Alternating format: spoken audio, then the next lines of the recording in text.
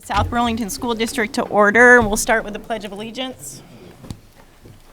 I pledge allegiance to the flag of the United States of America and to the republic for which it stands, one nation, under God, indivisible, with liberty and justice for all.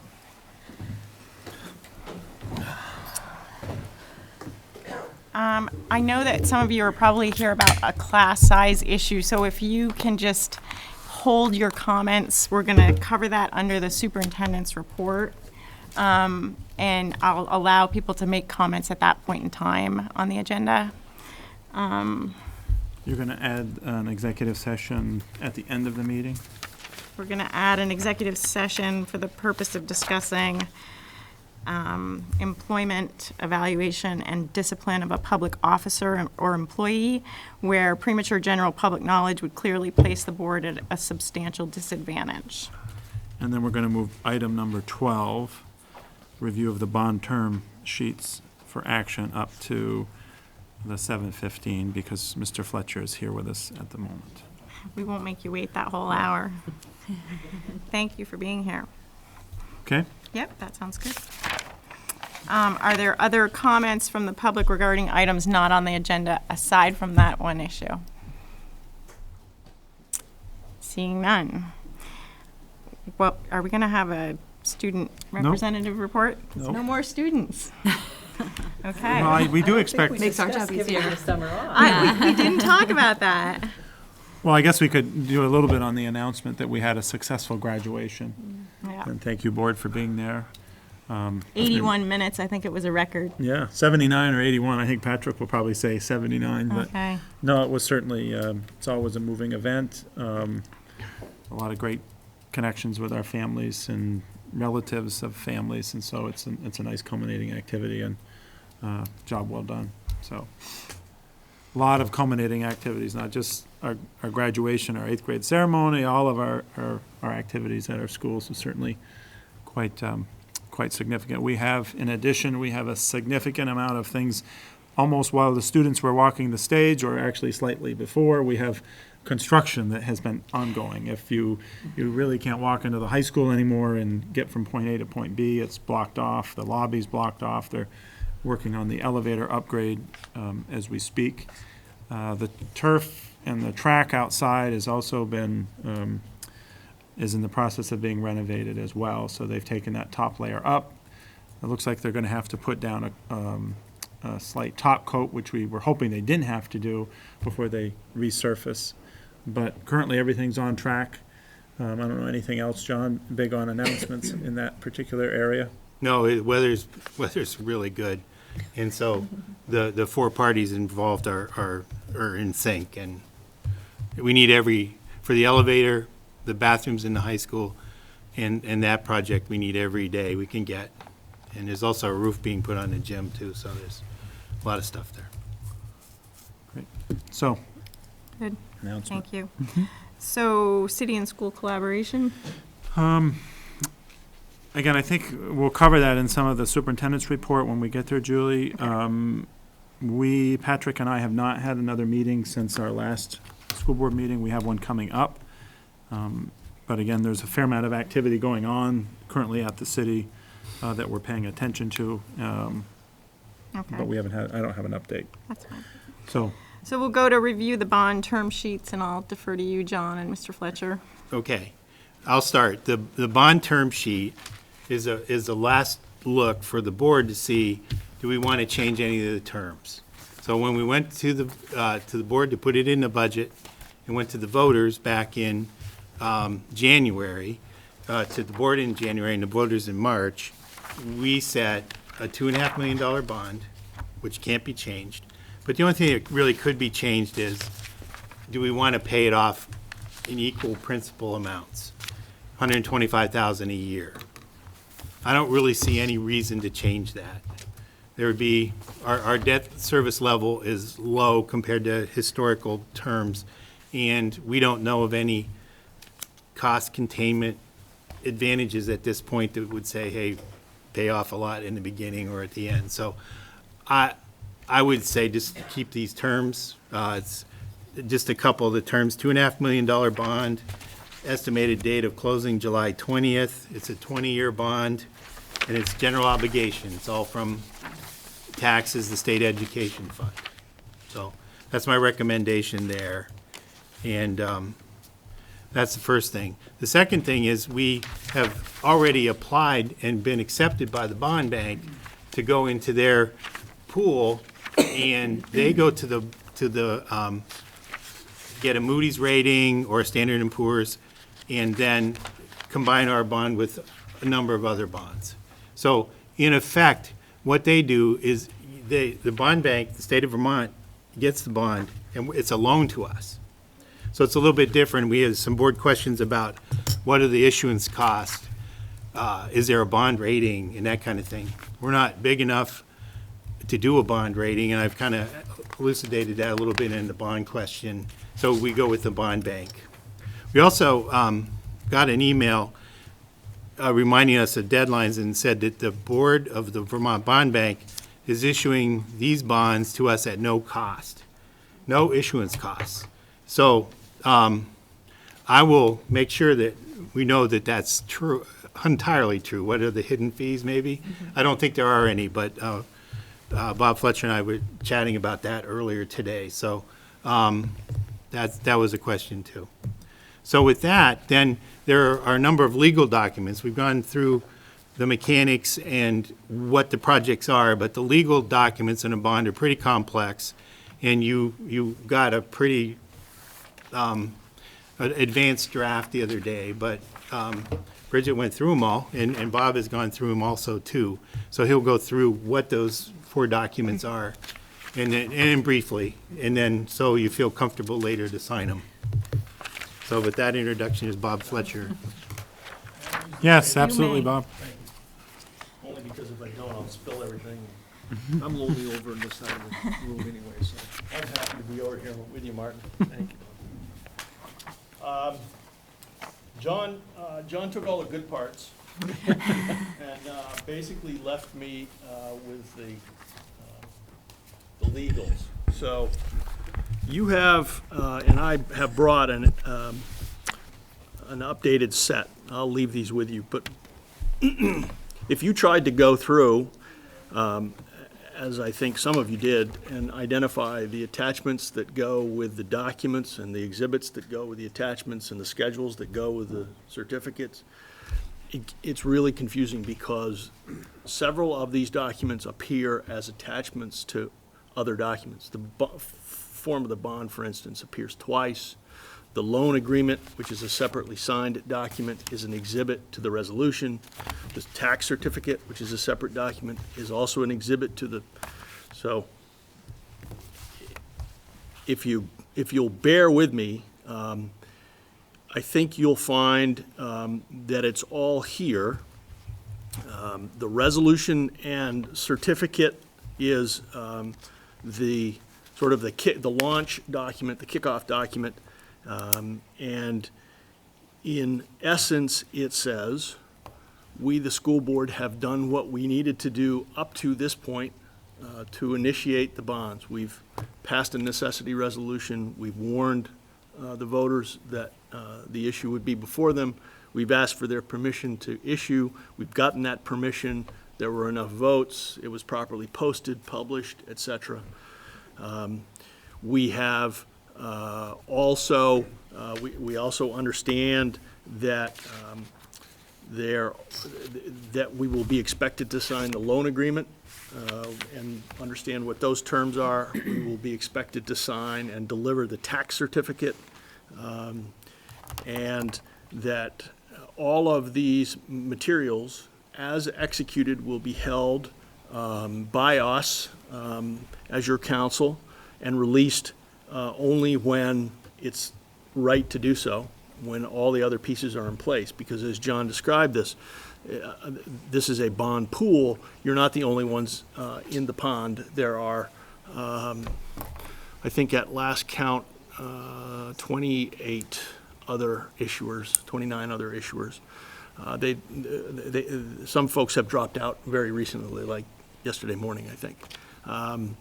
And you're talking about an issue size I think that is now about $40 million, $30 to $40 million. And so, every 2.5 million piece sort of fits together with all the rest, and that's how they get their scale, so that they're able to price and get you good rates. So the resolution has attached to it, the resolution and certificate as you'll see it, and as I say, I've brought execution forms. I've attached a copy of the posting, publication, and vote certification, of the warnings, of the resolution of necessity, those things that needed to be here. The loan agreement is Exhibit B. There's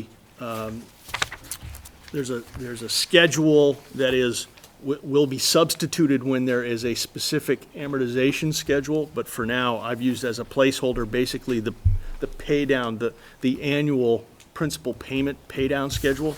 So it looks like Schedule A, but I've just put it in there as a placeholder. The form of the bond is Exhibit D. Exhibit E is your application to the bond bank. They already have that. We don't need to reproduce it here. And then the Exhibit F here is the form of the tax certificate unsigned. The loan agreement is what you would imagine it would be for a $2.5 million transaction. You're agreeing to issue a bond that you sell to the bond bank. The bond bank gives you the proceeds of that bond, and you use it for your capital projects, and you pay that back, that loan back, over the 20-year amortization schedule that John talked about. You pay it, you make a semi-annual interest payments, an annual principal payment, and so in 20 years, your bond is done and over with, and you agree to not do anything that would cause the bonds to be taxable. You're not going to rent the high school to IBM or something, or make use of it for a private activity, make it a private activity bond. You're not going to sell pieces off. You're not going to redeem the bond before it can be redeemed. You're basically going to you're going to agree to the terms of the deal and abide by the terms, just like you would if you took out a mortgage. You agree to pay it off, and you agree to do what you need to do to make it tax exempt. You'll see attached to the loan agreement is the maturity schedule, Schedule A, that it was in the original packet. It'll look just like the C document that I told you about a minute ago. Exhibit B is the form of the bond, again, unsigned. It's really there as evidence of what the bond looks like. And then Exhibit C to the loan agreement is the appointment of an authorized representative, and then a set of documents for the disbursement of proceeds. So it's the mechanics of how you actually draw the money from the dispersing agent, on the assumption that you don't need $2.5 million on the day after closing. You'll need it periodically as the bills come due. Mm-hmm. So you enter into this requisition agreement that lays out how you're going to get your money, who you talk to, how soon in advance do you have to tell them you need, how much do you need. And you'll see in large measure, it's a form. You fill in the blanks and send that off. And then you keep track of that register so you know how much you have left, and hopefully you've got plenty to pay your bills. The tax certificate is a commitment by the school board or by the district to do what you need to do to maintain the tax exempt status of these bonds. The most unusual or probably unique form that you'll see attached here is the 8038G. It's a federal form that needs to be filed with the IRS soon after closing, that basically says, here's how we use the bond proceeds. Here's what we're going to use the rest of the bond proceeds for. For instance, if there's refunding of a ban, you'd put that in here. And then it talks about how the rest of the money gets applied. There's a Schedule C, which talks about has an estimated date of completion. In order for these to be exempt and not private activity, there has to be, you have to expend most of the proceeds within 3 years, which you will easily do. So that's not a problem for you. And then finally, there's a post-issuance compliance procedure. Not too long ago, the SEC and others got concerned about public bodies authorizing bonds and then not doing what they were supposed to do post-issuance to continue to comply. So now there's an obligation through the bond bank and in most all bond deals for this post-issuance compliance procedure. You agree to follow it, you agree to do what you're supposed to do. They can ask you for information, you have to give them information. It's not unlike what you do in a mortgage when they say, if we need additional information, you agree to provide it. You're not going to do anything in the future. You're going to report periodically on these things. It's a fairly simple set of rules, but it's necessary for compliance. And then you have what I have pejoratively described in the email that I originally sent as the other documents, but they're not unimportant. The bond is one of them.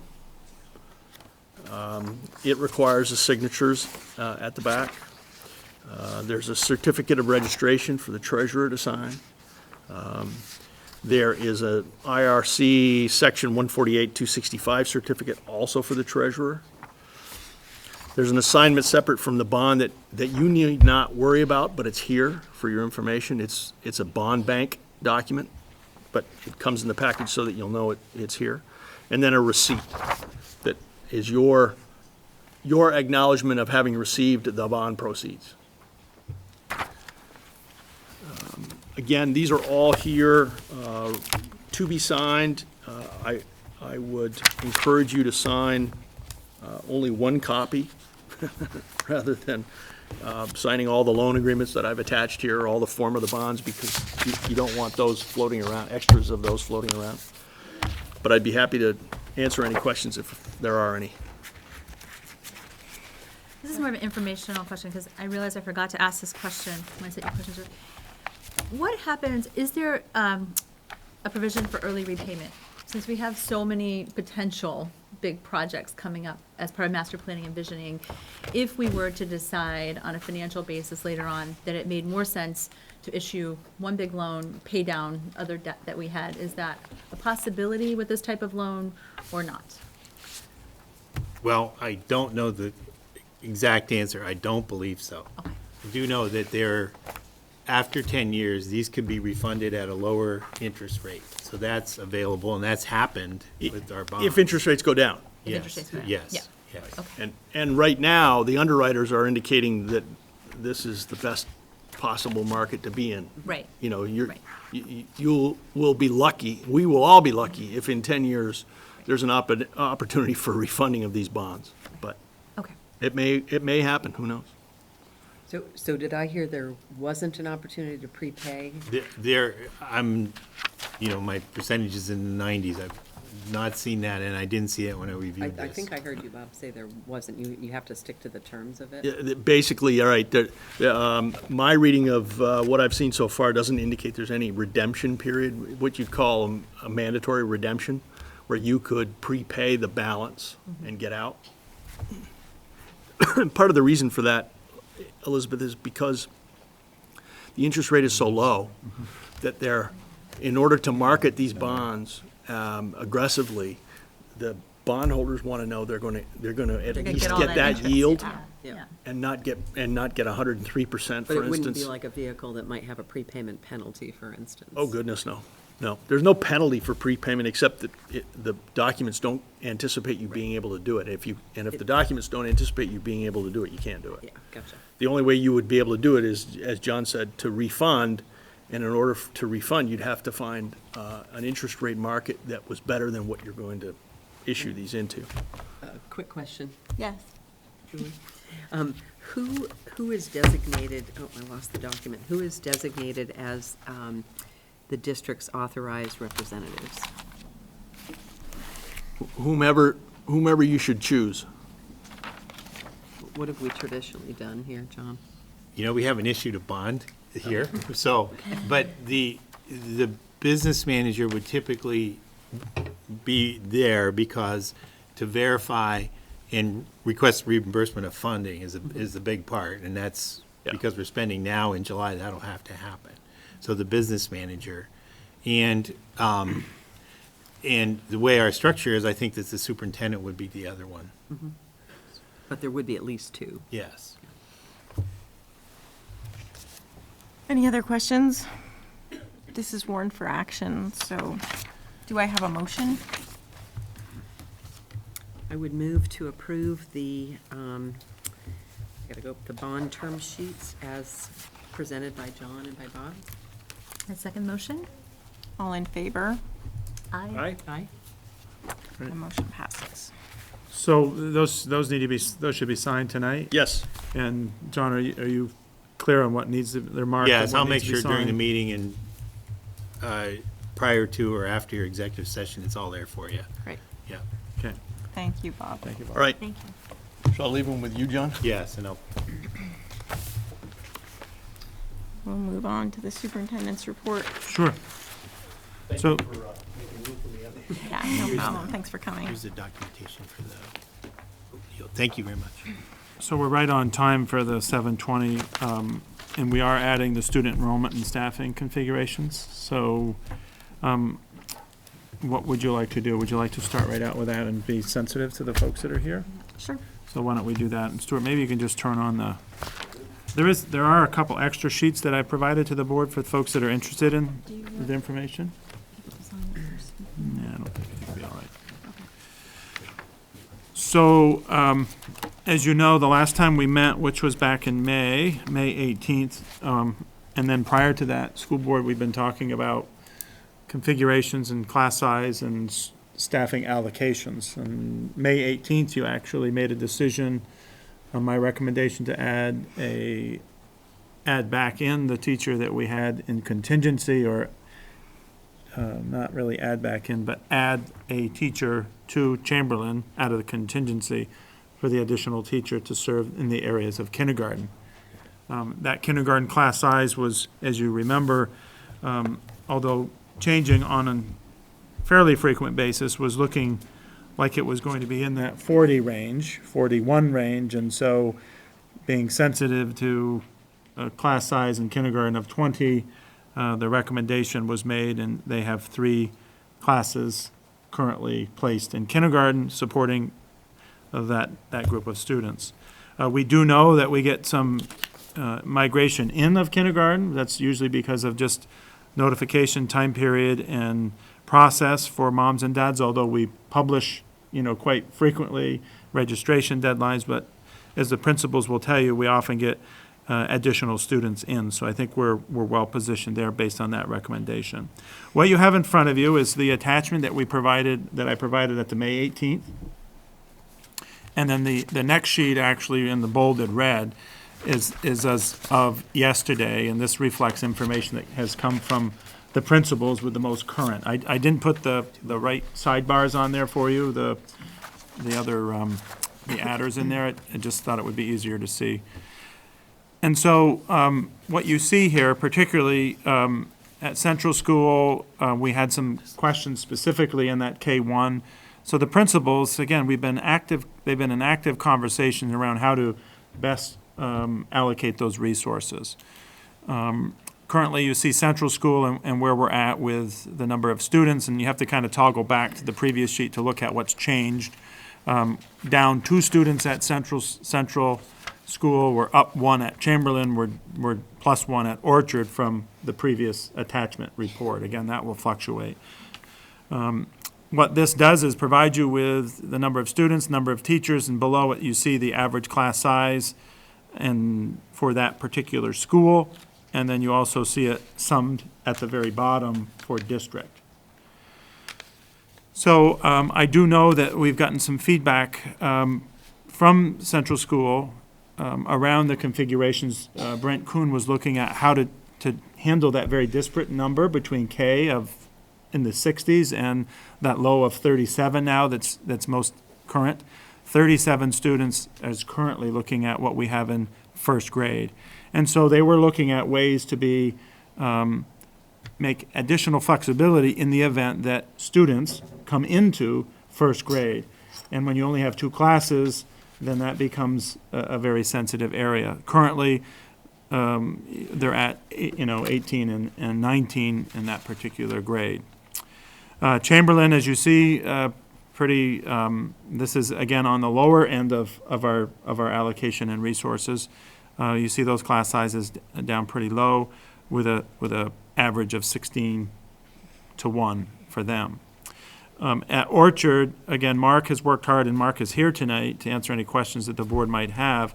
Again, not an easy process, and Mark has worked, has struggled with trying to figure out where to put those resources. One particular area, and you can see from the sheet that you've got a 4th grade that Mark has been watching, but that 73 with 3 teachers because of the need at the K and the 1, based on, number 1, the needs, and also the developmental age of the students as well. So let me just pause there and ask Mark maybe if you wanted to add anything around some of your decision-making around your staffing allocations. So Mark. Okay, so I think it's pretty easy to see that each grade with this kind of population, that we start with a skeleton of approximately 3 classrooms. Since all of them are somewhere around 60, one grade is 58, the 4th grade got up a little bit higher to 73. But so we start with 3, and then we look at a lot of student data. We do our assessments. We look at our learning profiles. We look at the high level of need per grade, like special education or English language learners per group. And we use that data as well. We also know that best practices is suggested also by our policy that we needed to put 4 in kindergarten and 4 in first grade. This was apparent as we went into the spring, as we registered new incoming children, got to meet them, meet their families. Also, our first grade had some fluctuation as well. So I think at a previous meeting that you had seen that we were going to go with 4 in 4th grade and 3 in 3rd grade, or 2 in 3rd grade. It just became apparent that looking at that data, that there was a lesser of 2 evils. It would have been 2 classrooms of 23 in 3rd grade versus right now 3 classrooms of 24.3 in 4th grade. And there were a couple of different factors that went into going with the 3 classrooms of 24.3. Does that make sense? So having just 2 classrooms of 23, we were aware of a child, a student perhaps moving in, still on hold. But we also know that if we kept it there, we have less opportunities in the future with such high groups, large number of groups, to mix and match as we move further with our learning profiles. So, and I even talked this through with teachers, and they agreed that this was the best bet to go with this arrangement for our budget. So I don't know, again, maybe Julie, for board members to ask myself or Mark questions, and I'm sure the public have a few things they'd like to add too, but. Yeah. Yep, so we'll open it up to the board. So I'm just a little confused. I mean, there's 2 pages. Can you remind me again what I'm looking at, the first page? Yep, so versus the first second page, Martin, was the one that I gave you back in Okay, May. all right.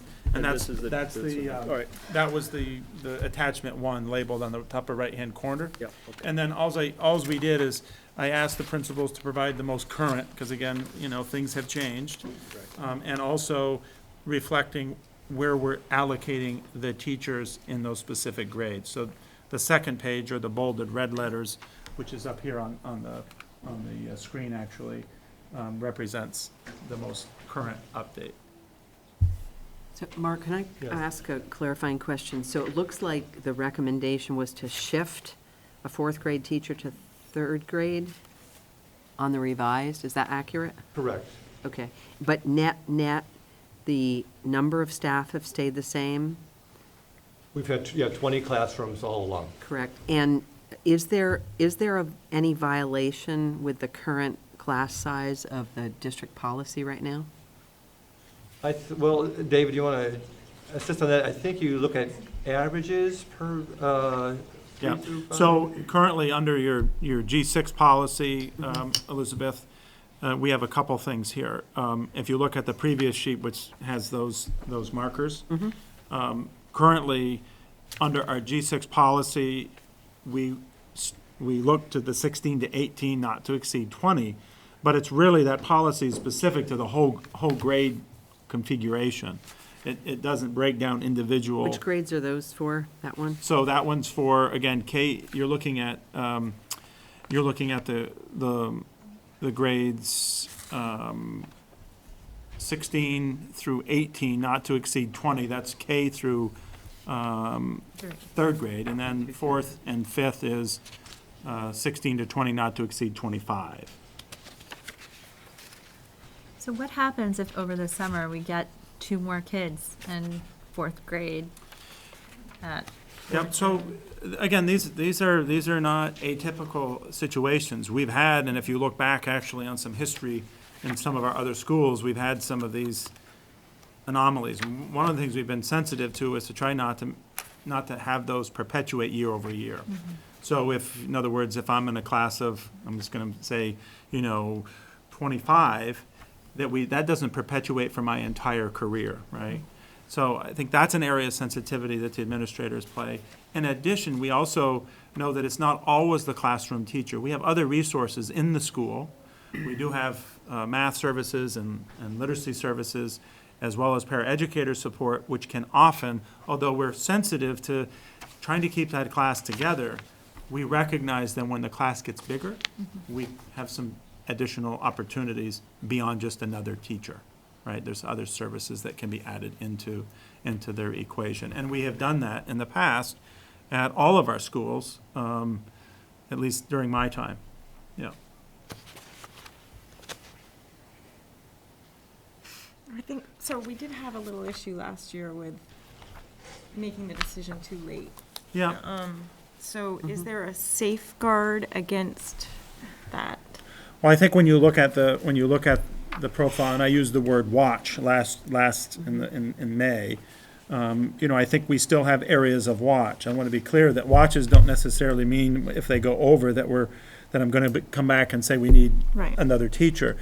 It's a watch in that we're looking at how we're best going to resource that particular grade and that number of students. And so I think that as you look at the profile currently, you look at Central School, you look at the numbers. When you have 4 kindergarten teachers serving the 64, you have some variability there where you can take in some, decent numbers of students before you start to become too concerned. At Chamberlain, similarly, obviously, with that addition of that kindergarten and those lower numbers at 14 in a class, that's, you have some variability there quite significantly. Certainly at Chamberlain, that 4th grade that's at, again, only 2 teachers, there's some volatility there if you get, some students in, and that would require us to do some wraparound support services, similar to what I said earlier. At Orchard, again, Mark's indicated currently where he's pushed, he has 4 kindergarten, 4 first, and then he's got 3 teachers for all remaining grades. It's certainly, at 3rd grade, you've got the 15 average. At that 4th grade, you've got that 24. And that will be an area that we're going to have to just, again, Mark will work collaboratively with the rest of his staff to look at how we're going to do that. So again, those are areas, as I said, you've got a watch at Chamberlain at that 4th grade at 21. You've got Orchard at grade 4.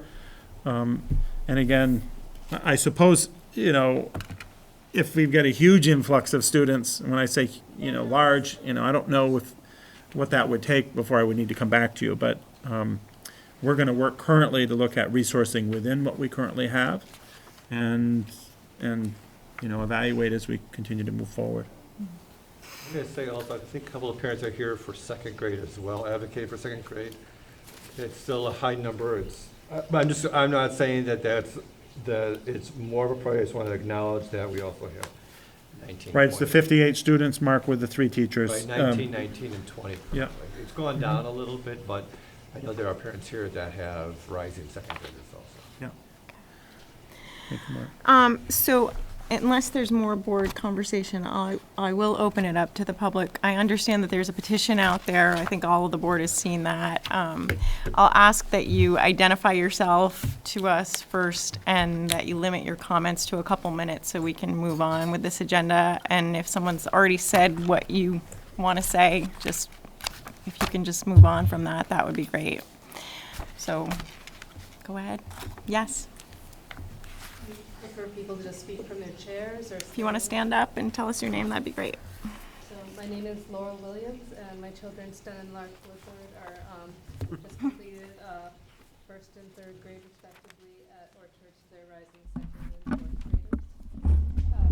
I'm here as a sort of informal spokesperson for a number of concerned parents. So I have it's 2 minutes. That's fine, great. We all love Orchard dearly, and we're concerned about the upcoming changes in the class size. The petition, as you know, is currently at 67 signatures, and we'll give you a copy of it, although I know you probably get electronic copies. Thanks. So yeah, about 3 weeks ago, on May 27th, we got a notification via the school newsletter that Orchard's class sizes would be increasing next year, and a number of parents were concerned and reached out to Mr. Young and also Mr. T, and eventually met with Mr. T. And as you know, throughout their progression at Orchard School, children who will be in second and fourth grades next year have been educated in classrooms having class sizes in the range of 16 to 18 students on average. And so the numbers that we received on June 8th are a little bit different than these, but not hugely different, I think. At that time, Orchard School was projected to add 22 new students. And due to the City of South Burlington budget actions, we didn't see an increase in teacher positions to match the increased student enrollment. So as a result, the projected class sizes do exceed what we would believe to be state and city optimal range and border or exceed recommended maximums. So as we discussed, next year the second grade average class size will be about 20, which is in excess of the G6 maximum if you look at that particular grade. I would just note here, I think the spirit of the policy is important. Theoretically, you could have 100 students in each class at one grade and 3 in the other grades, and you would be meeting the policy. So I think it's important to consider the spirit of the policy when we think about it. And as we know, in the fourth grade, the average class size is 25. This is noticeably larger than any average class size of any grade of all the South Burlington elementary schools. And we also know that a number of new housing units in various developments and complexes are going to be coming online for occupancy later in the summer, and we believe this is likely to further increase Orchard School enrollment even beyond these projected values. We see that there's a wide range of research showing that smaller class size benefits students, and we're concerned about the impacts of these increased class sizes on education, social development, and because it has impacts on other things for us, test scores. I know it takes a lot of time and energy to serve on a citizen committee, and we really appreciate your being here to listen to our concerns. And so we're asking that the school board work with the district to restore the typical class sizes that help make our schools as great as they are. We love Orchard schools, and we just want to keep them great. Thank you. Thank you. Anybody else? Okay. Can I ask another question? You can. I am not seeing where the current numbers in red are violating the G6 policy. Am I just not reading this right? I think what They're she's. just on the border. Yeah. Is the issue. Well, I Yeah. see the 24.3, which is above the range of 16.20, but below the max of 25, and obviously that wouldn't take much to go to hit that. And then I see the second grade of outside the range of 16 to 18, but not at the 20. But obviously, they're close to the max vis-a-vis the policy. Did I misunderstand your comment that it was in violation of the policy? No, so I think you can say that technically you're not in violation, but you're coming very close. And again, what I'm saying is that the spirit of the policy, I think, is, yes, you're supposed to average across all the 3 classes, but I think that that's to be taken with a grain of salt when looking at the various outliers in that average. And if you do average purely across the grade alone, you can see that you're coming pretty close. And also, my statement was written looking at the average was 25 for the 4th grade until these numbers that we just received here tonight. Thank you. Thank you. So any other discussion? I guess I just, one other question for Mark. Just looking at, looking at the cohort, particularly the one going into fourth grade this coming year, where it's 24.3. I note that this year that just ended, they were averaging, average class size was 18, and it looks like the, when they were in second grade, there were 2 classes of 23 and 1 of 24. I guess my question for you is, did you take into consideration for for having the number of teachers be 3 for the fourth grade and 24 kids based on the experience with this cohort?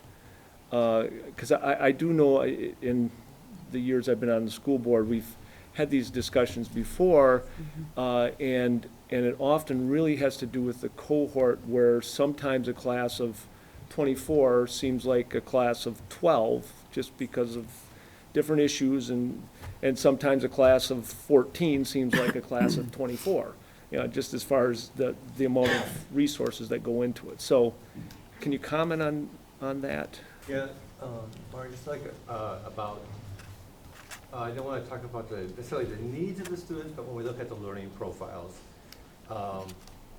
again, like the second grade teachers, we're hopeful to have a fourth teacher for next year, the three teachers. And then when we did placement, and when the decision was made to keep 3 in third grade and 3 in second grade, they were disappointed, of course. But when we did placement, and we looked at the learning profiles of that team, we thought it'd be less harmful to have the 3 in third grade. So as far as the 12 seems like 24, the 24 seems like 12.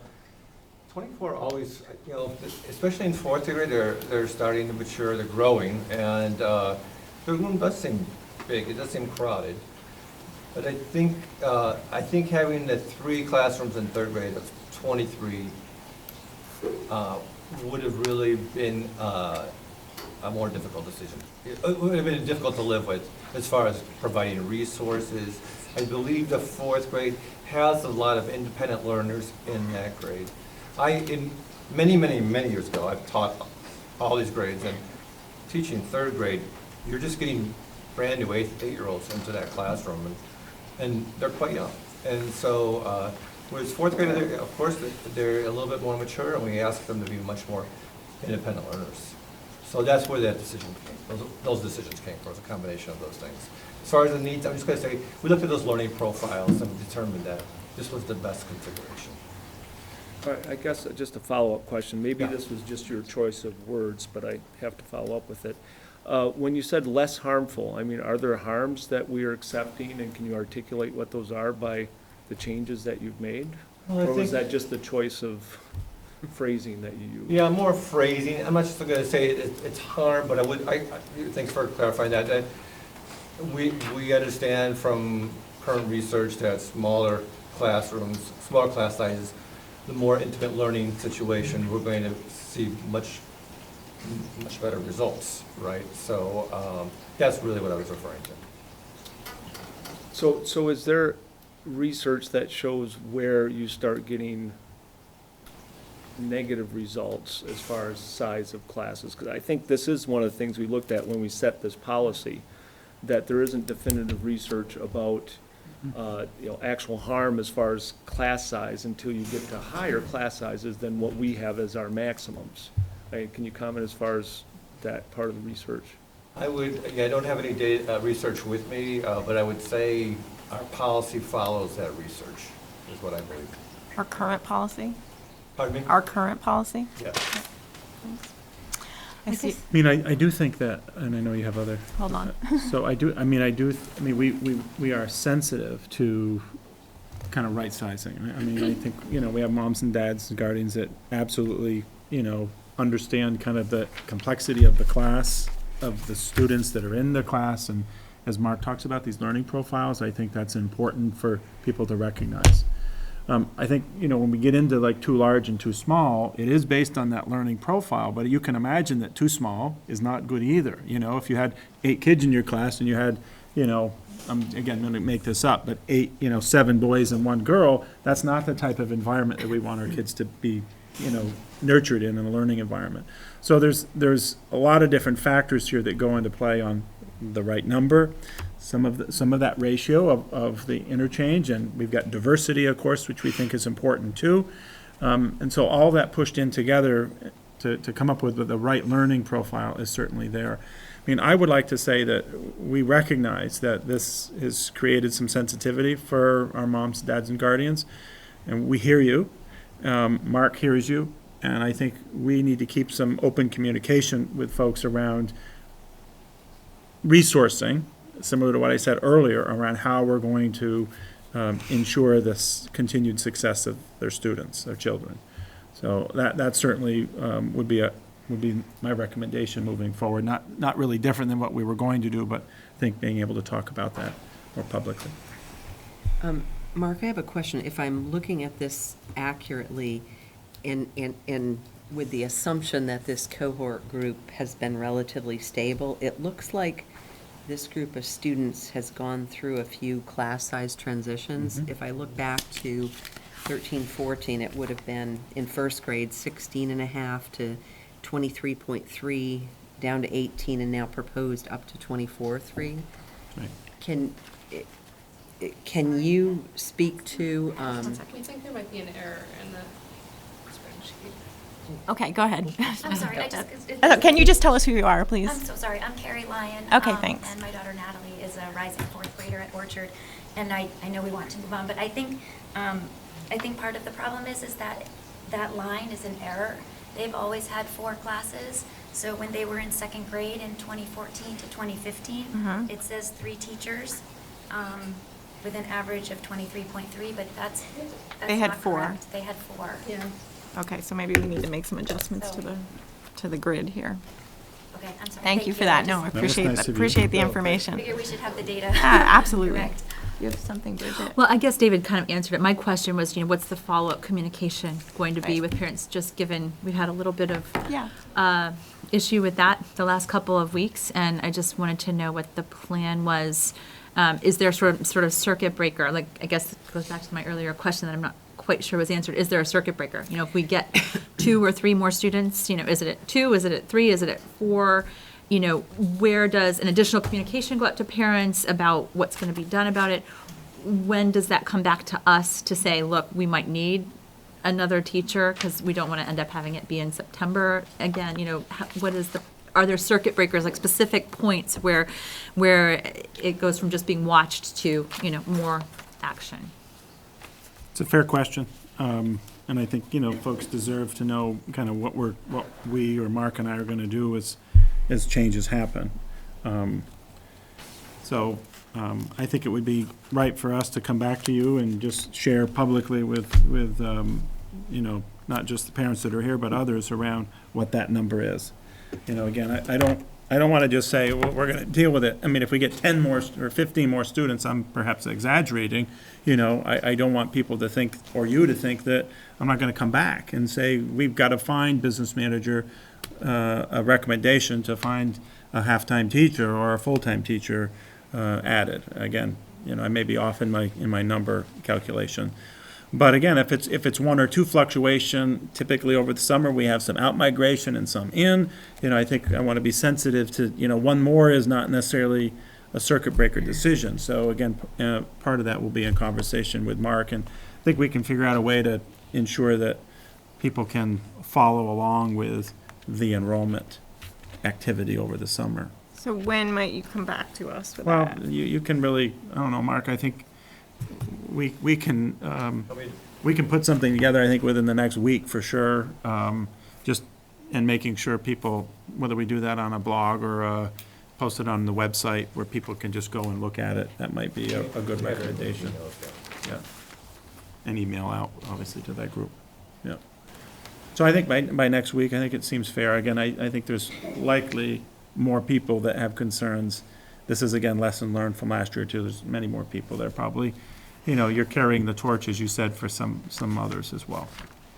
I guess I just had one last question. That's just I think you mentioned that you're sensitive to ongoing issues I think for many of us, this is a current concern. If this happens this year, is it next year? Is it the year after? So it's not just this year, but an ongoing concern that we want to make sure that the budget and whatever other administrative work is done reflect the ongoing needs for our classes. Yeah, I think we understand. We appreciate you all coming here tonight. We always like parents at our meetings, and no matter why you're here, Caring about your children. because we're all parents, and it sounds like we'll ask David to come back to us and make sure that there's information up on the district website about the enrollment, Yeah. so that you can check in with us that way, and you're welcome to come back to us again. Sound? Do you want to accept the petition? I will accept the petition. If you will hand it to Meg, then she will put it directly into our We're record. shuffling papers. I'm Okay, sitting on it. whenever you're ready, that's problem. good. I'm sorry I sat on it. That's okay. Right there. Thank you so much. Do you want to move Yep. on? So I'll follow along in order Okay. now. So the update on the outstanding school choice tuition payments. Again, this came up in our financial information, but currently I've had minor communications, although not really great because it was so short. So I followed up in an email specifically to the two superintendents from Burlington and from Chittenden South. And I have yet to hear back from Chittenden South. And I have heard back from the Burlington, and he has referred it to his finance committee, and I have not yet heard back from them. Is that a board committee? Is that a board populated committee? Or? Not exactly sure of the makeup of that committee. John, do you know? Yeah, it's definitely their business manager and some board members. Okay. Yes. Thanks. So, as you know, Patrick, one of the things that, a recommendation at the last board meeting, or previous two board meetings, was that I would first reach out to them and try to see if I could directly get some feedback and resolution from the superintendent. If that was unsuccessful, then it would be between two chairs, that we have an unresolved payment that we believe strongly you owe. So that's where we're currently at. And do we have the order of magnitude of these again? Well, they're both in about the 60 range, correct, John? Yes, we haven't been billed for Burlington's 14, so theirs is net of 46, and CBU's 60. And we had the interim audit the last couple days, and the auditors, same firm audits both of these districts, so I made sure that they knew that this was a outstanding issue, and I know they were going to Burlington next, so that's just a piece of information, but. So how is that kept on our books, on our budget? Are we counting on that money? As Or is revenue. it, is that, Well, we book it as a receivable when we've coded as revenue. When the books close in next month, we have to decide if we're going to defer that. We won't write it off, but we have to decide if we're going to defer that and not count the revenue so we don't overstate things. And that'll be decision on what happens next. so if the money comes in, it's not like a bonus to us, it's already No, we counted were- on? we But were if we counting on defer it, like you say, and then it does come in, Right. it's like, hey, extra money. We were counting on it I this don't know year. if that's what we actually say, but, No, we're not going to do it that way. okay. I mean, I have great relationships with the superintendents. This is not that they're non-cooperative in all areas. It's this particular resolution, and again, I don't know how well read Burlington is into the situation, being on the newer side and not knowing all of the financial movement. I do believe strongly that the Chittenden South superintendent is quite aware of this, but perhaps hasn't had the attention, been able to focus on it. So do you feel like this, at least for CVU, should go forth with the board-to-board chair situation? Well, I think I'm going to meet back with Patrick. I guess I'd like to finish out this week, and part of my next step will be, we have an ongoing kind of status check, and I'll let him know I haven't received, and I think at this point, maybe I'll do one more push, but at that point, it's like, I think would then give merit to him reaching out to the chair. Okay. And can I clarify again, David, on what basis would Burlington and CVU believe that it's not owed?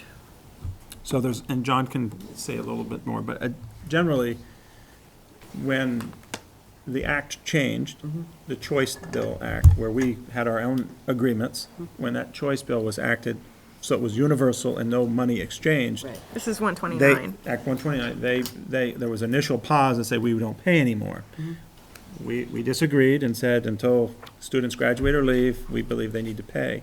There was, I believe there's some confusion on the payment process and payment in arrears.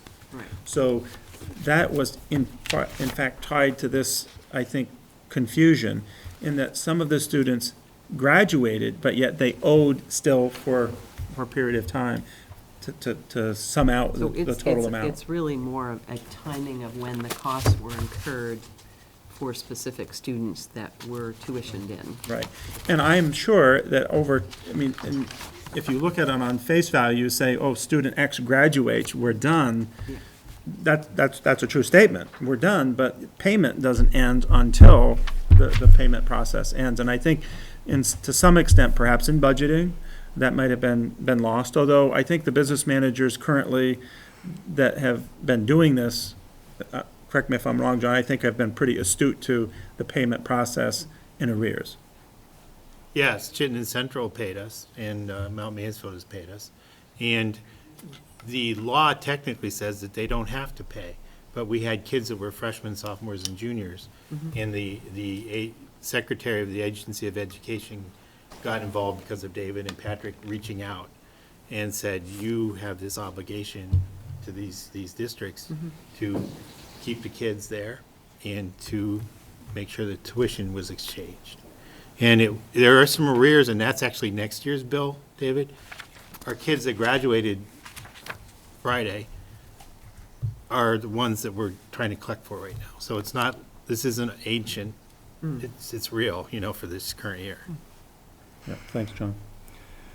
So I don't know if there's any other questions specific to that. I feel like it's important, it's important. You lost any leverage when you handed out those degrees? Yeah. Darn.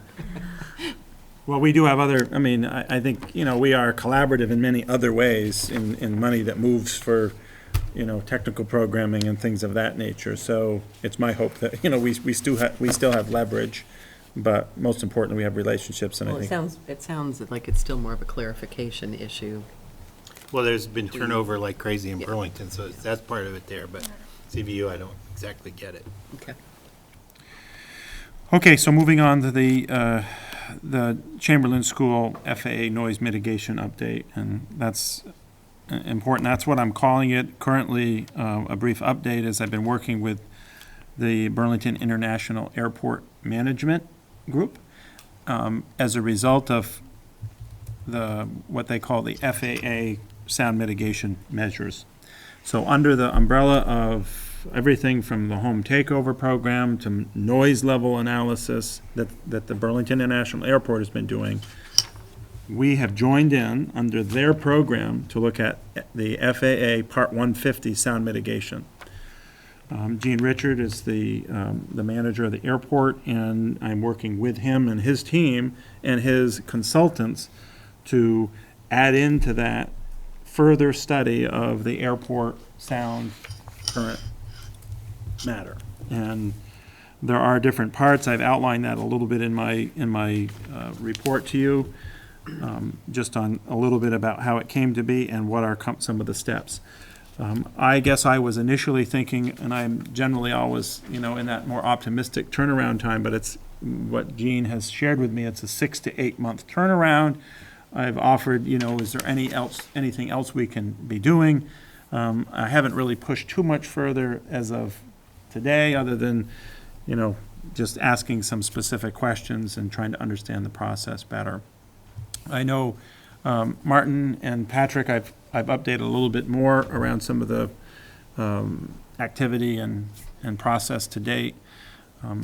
at this point, I'm still in that information gathering. We're under the plan. I just want to see our name under the plan somewhere.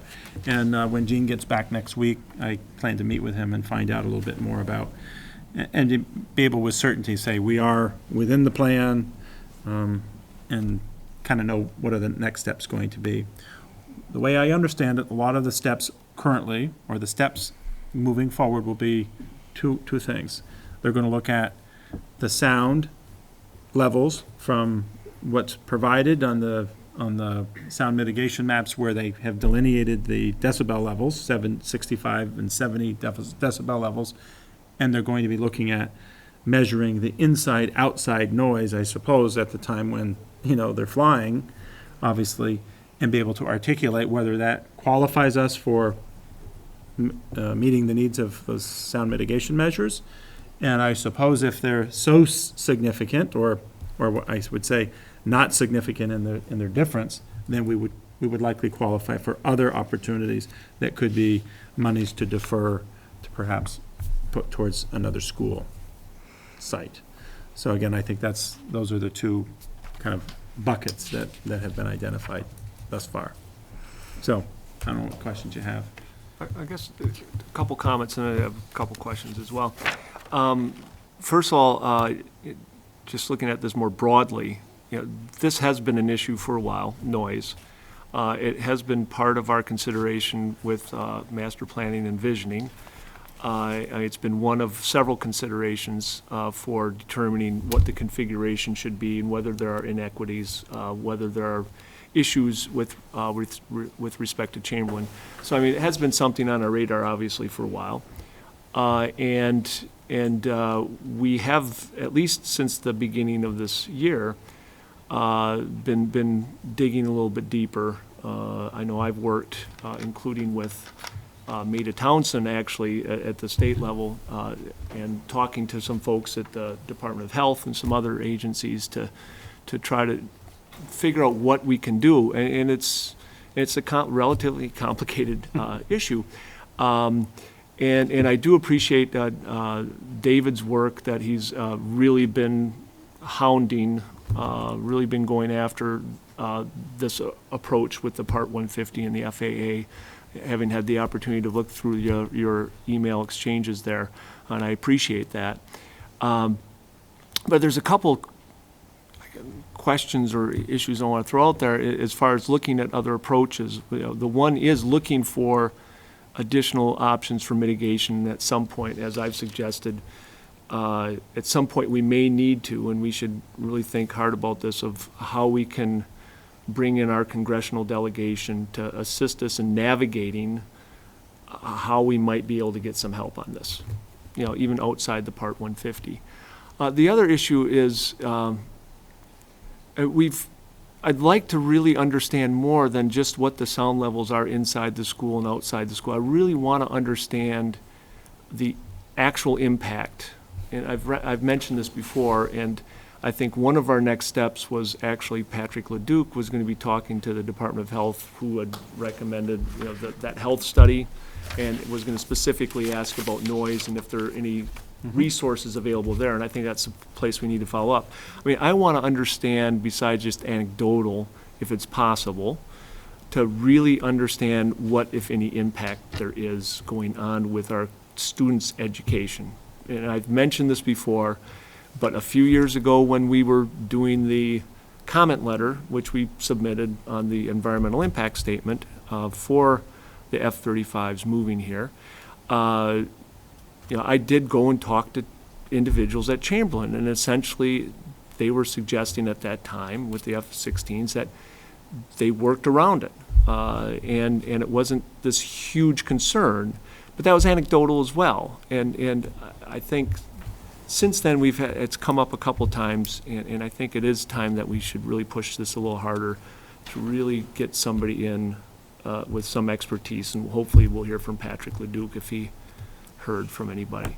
But I think this is great. This is probably the best avenue that we're going down, the most likely avenue, but I want to make sure that we've exhausted the other options. So I'll follow up with Pat too. Obviously, you folks can as well, but I'll follow up with Pat, particularly on kind of any progress that he has had regarding that health assessment. And perhaps we need to brainstorm and come back to you with, other ideas around who does, sound measurements. We don't necessarily need to probably wait or have to wait for, the FAA. If they're saying to 6 do to 8 it. months, right? If we can have some sound, company that does this work based on, areas that impact health. So, I had one other question about specifically the Part 150 process. The line in here that so Part 1 is to get the noise map really defined and really understand what the actual sound is. But Part 2 is that to create a noise compatibility program, and the NCP for short, identify specific measures to reduce incompatible land uses. So is there actually anything, are there other options under Part 150, or are they basically saying that a noise compatibility plan means this land is appropriate for this use or it's not appropriate for this use? So either we tear down the building and move the school, or are there mitigation options Yeah. other than that contained within this path that we're on Yeah. with the FAA? it's a good question, Bridget. I've been through it, so I don't want to speak like I know too much about it. What I understand is that if there are, if there isn't enough separation between the outside and inside noise, and we would qualify, then that some of the sound mitigation measures could include thicker pane windows, increased insulation in the roof, air conditioning units, so you don't have to open up windows. Those would be some of the things that I understand to be some of the mitigation, thicker doors, et cetera. It doesn't take away some of the things, depending on the time frame when they're flying or the noise is being created. We also have to factor the outside exposure time too, which is, recess, bus loading and unloading, those types of things, fire, drills, et cetera. What's that total exposure that they might have? And maybe that's, very, very minimal because they're hardly ever out there at those times. But that's what I understand to be the kind of the process, up to including, as you said, other avenues of, moving or Yeah. helping to defer costs to build anew. And some of that's happened in the closer proximity to the airport in the voluntary, I forget what they call, voluntary home takeover program, I think is what it is. And it was clear it's voluntary, it wasn't mandatory. Yeah, I think, Martin, along with some of your comments, I've in the community meetings that we've had around master planning and visioning, I've heard comments, and largely the Chamberlain community folks that I've heard from, it's almost embedded culturally into the Chamberlain Yeah. staff, and it's referred to as the Chamberlain pause. That's right. So there's a cultural phenomena that accommodates for periods of where a teacher can't be heard over the sound of the planes. But the flip side of that is I've also heard, and it's anecdotal, so I think your point's well taken, that one is a Chamberlain pause acceptable anymore within the district? And I think the other end, which again, it's anecdotal and it may be isolated, but largely associated with some of our new American families, is that there is some stress associated with some of the noise levels, and that's also from folks that are with the kids on a daily basis. So those are the guardrails, I think, that we're operating with, and I think you're talking about getting some quantifiable information there. Right. Okay. So, information on the new healthcare plan. I included just a general timeline in here on information plan for the new healthcare. As everybody knows, there's changes coming to us. And again, we're a large employer. And so this is a little bit of some status, some actions, time deadlines and status of where we are today. In addition to that, I mean, what I've got in front of me, and I'm happy to share and push out to all of you or some of you, some of the correspondence that we're looking to do over the course of the year ahead. We currently have active websites that are up and able to allow people to look and ask questions and help to understand some of the process. Both the VHI site, which is linked to the health plans that are currently in play, are out there. So this is again, our due diligence. We hope that we don't get to the end. And again, we do have collective bargaining agreements that people will be talking about. This certainly will be one of the points. But bottom line is, as a whole district, we want to make sure that as we go, we don't come to the end and someone says, this is the first I've heard about it. So the idea here is to make sure that we provide the information. We're going to be doing a series of, providing, inviting, and posting, information. So that's outlines, and I'm certainly happy, both Karen Dancher, Amity Denton, and other folks in my office have been working on this quite diligently to try to make sure we have an appropriate course. I had a question on, or actually just more of a comment. You didn't specifically call it out, but I think this came up at our last meeting that VHI will be developing in concert with Blue Cross Blue Shield and I believe Health Equity, who would be the potential partner on HRA and HSA accounts, webinars. So I would certainly add those specific short, they're meant to be kind of 5 to 10 minute webinars. And I don't know if it's appropriate to include those in any in-service or any professional development venues sponsored by the district, but that might be another way to kind of provide information on an ongoing basis. And then I had another logistical question, but for all employees, the current healthcare plans will expire at the end of June 2017. So, but the enrollment period starts. I guess I'm looking for clarification. December. Or January. Is it January? Do you know that, John, offhand? I didn't. The enrollment. I think I agree with what you said. The current plans The current go plans. away December 31st. Oh, I'm sorry. 2017. But the contracts for employee groups End on June end June 30th. 2017. That's right. So if there's an enrollment period, would it be enrolling for only 6 months of the back half of 2017? I'm 90% sure, yeah. I'll check that with Amy. So that might be something just to provide some clarification to, during this educational process that, again, I think it's all subject to collective bargaining for all of the employee groups, but there may be a period of time where open enrollment would only cover a 6-month period, which will be different for employees. Yeah. Anything else? So I'm going to move on to accounts payable.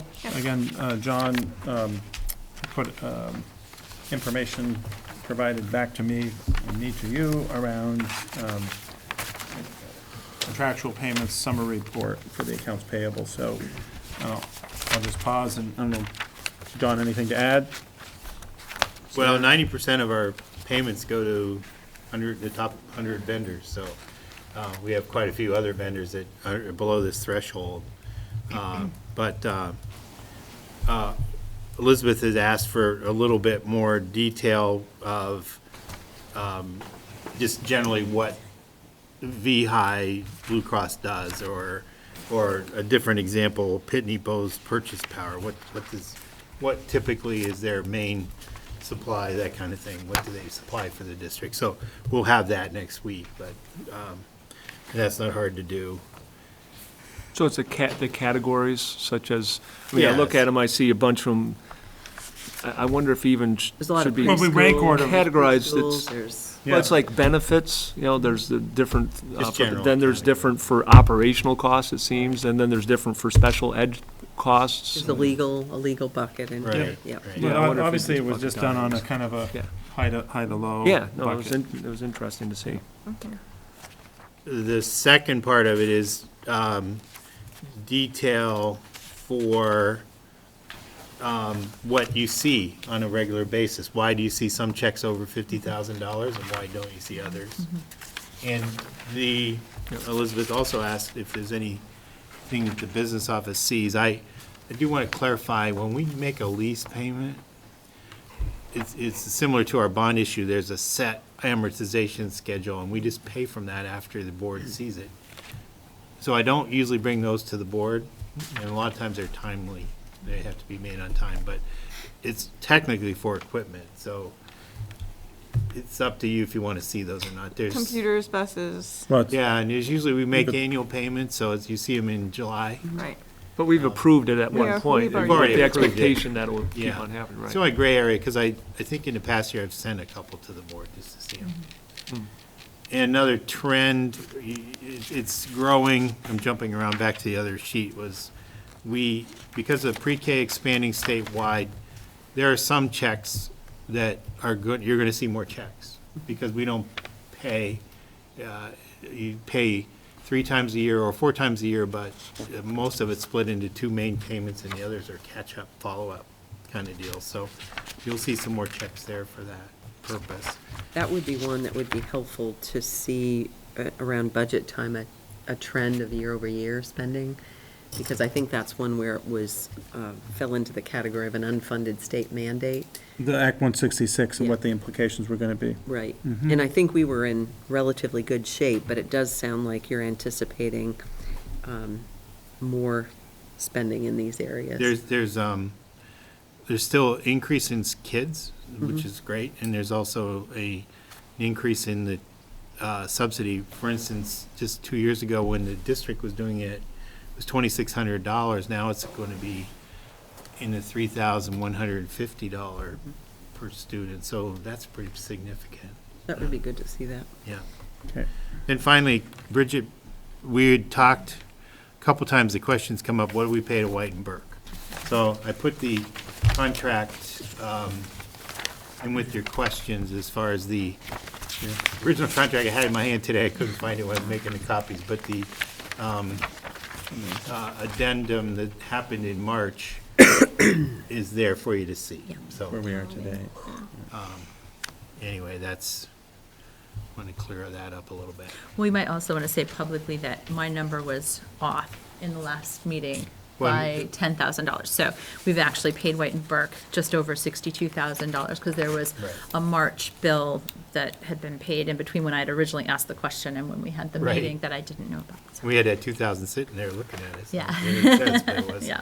was missing, so. Okay. I had a couple, just a couple other quick ones. I know somebody asked a question about the physical therapist. Did we have, wasn't there something that the state The IRS required audit. on yes. contracted employees? Yes. Is this an individual that would fall into that category? This person, yes, and without singling out, has changed her legal status to a limited liability corporation, so we're okay with this one staying paid this way. It shouldn't have the name, though, it should have the name The of her LLC, yeah. LLC, and I'll make sure that that gets changed. And then just as a point of order, I know it came up in the, I think your description here, I'm just trying to hear, that a report provided based on a request from a board member, that would be me, but. Yes. We But- knew that. But as a point of order, should we be taking action on those kinds of requests in the future? So it's a board request, not a board member request? Yeah. Although I appreciate the responsiveness, John, but I- I think that we do Yep, have a no, I- policy that it not be Individual. individual right. board member requests. They can decline to Yeah, they say no, but I think you're file right. or to answer an individual board request. It's up to the administration to I mean, say no. typically- But I mean, yeah, you should go through the. Yeah, typically, Yeah. I mean, often when we sit here, there may, just like tonight, there was a few suggestions. I take that generally, if there's a suggestion, unless there's an objection, it's a whole board Consensus. recommendation consensus. And that's kind of, but I think in some places where maybe we sense there is an agreement, then it would be right to say, you know, where's the whole board at with this particular request? before, and I don't think we do a lot of those, like, outside of a board meeting. In other words, I don't think, if I'm meeting with Martin, he says, let's check that, or let's do that, I think we would be sensitive to bring it back to the whole board. Unless Yeah, we're and I'm committing. just sensitive to, we have a practice and a Yeah. policy about not, the board doesn't delegate work, and although I try a lot. Yeah, I sense there would have been consensus, but yeah. given that I got called out here, Oh, I'll bring it up. but, yes, the only thing is I really thought I had to do this for, there's a new board business manager and There's a new new board people. member. I wasn't Yes. sure if he was calling out you or me, actually, because I had asked the question in the last meeting, Right. why did we see some checks and not other Right. checks? And I thought this might have been part of his follow-up to that, so yeah, it wasn't just you.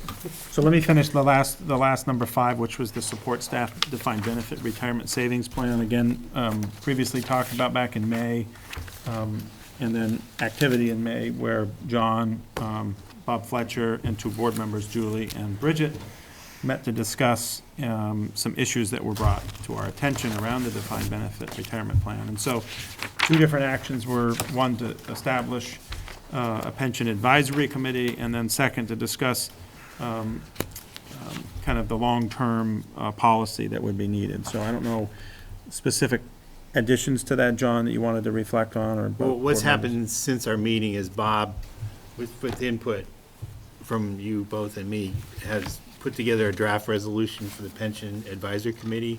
I have it here. I don't know if you want it in hard copy, or I could email it to you, but I have it. I might as well pass it out.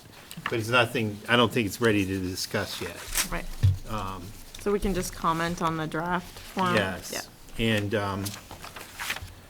it, I know you, it'll come due under 2.4, Asset protection? not No. asset protection, but the accounting and that Oh, kind of okay. thing, so. Fine, um, yeah. And there's still a lot of room for discussion here about the makeup of the committee and actually the wording. The only thing since I won't have input, the last bullet and the whereas, it says, as the plan document states, the designation of the district's business manager as pension administrator responsible to fulfill the plan's requirements of the Board of Trustees will continue. Where are you? Here- He's the last It bullet right says, here on this. Yeah, it's the last bullet. Oh, On this. okay. So, that's been in place since 1974. I don't know that there's a reason to change it, but there is someone who's actually designated as this administrator, and I Okay. put that in there just to, the board wants to reconfirm that or not, Okay. Good, thank you. The second half was, and this will come up for your budget, planning, having a long-term plan to cover the unfunded net pension liability. And I'll leave notes for that for budget time or your planning maybe. But the other point I made in our local committee, what I want to make now, is that our audit says that the South Burlington School District has responsibility for the unfunded liability of the state teachers' retirement system in the amount of $30 million. And that's never been in our audit before. So it may pay for, in this policy, at least to discuss how we would do that, or would we do it, or, that kind of thing. It's new. And there's a new set of audit standards. A separate audit firm came and looked at our records to come up with that number, so it's not an estimate. I mean, they're all estimates, but has some basis, so. Okay, Can I clarify that? Because that is not funded at a local level? It's So- not. Right. So how is it that Holding an account. even an auditor would have the direction to develop that estimate for a district or SU? Well, they're directed by the state, which was also governed by those Government Accounting Standard Board Statements 67 and 68 regarding pensions, and that's why they did it.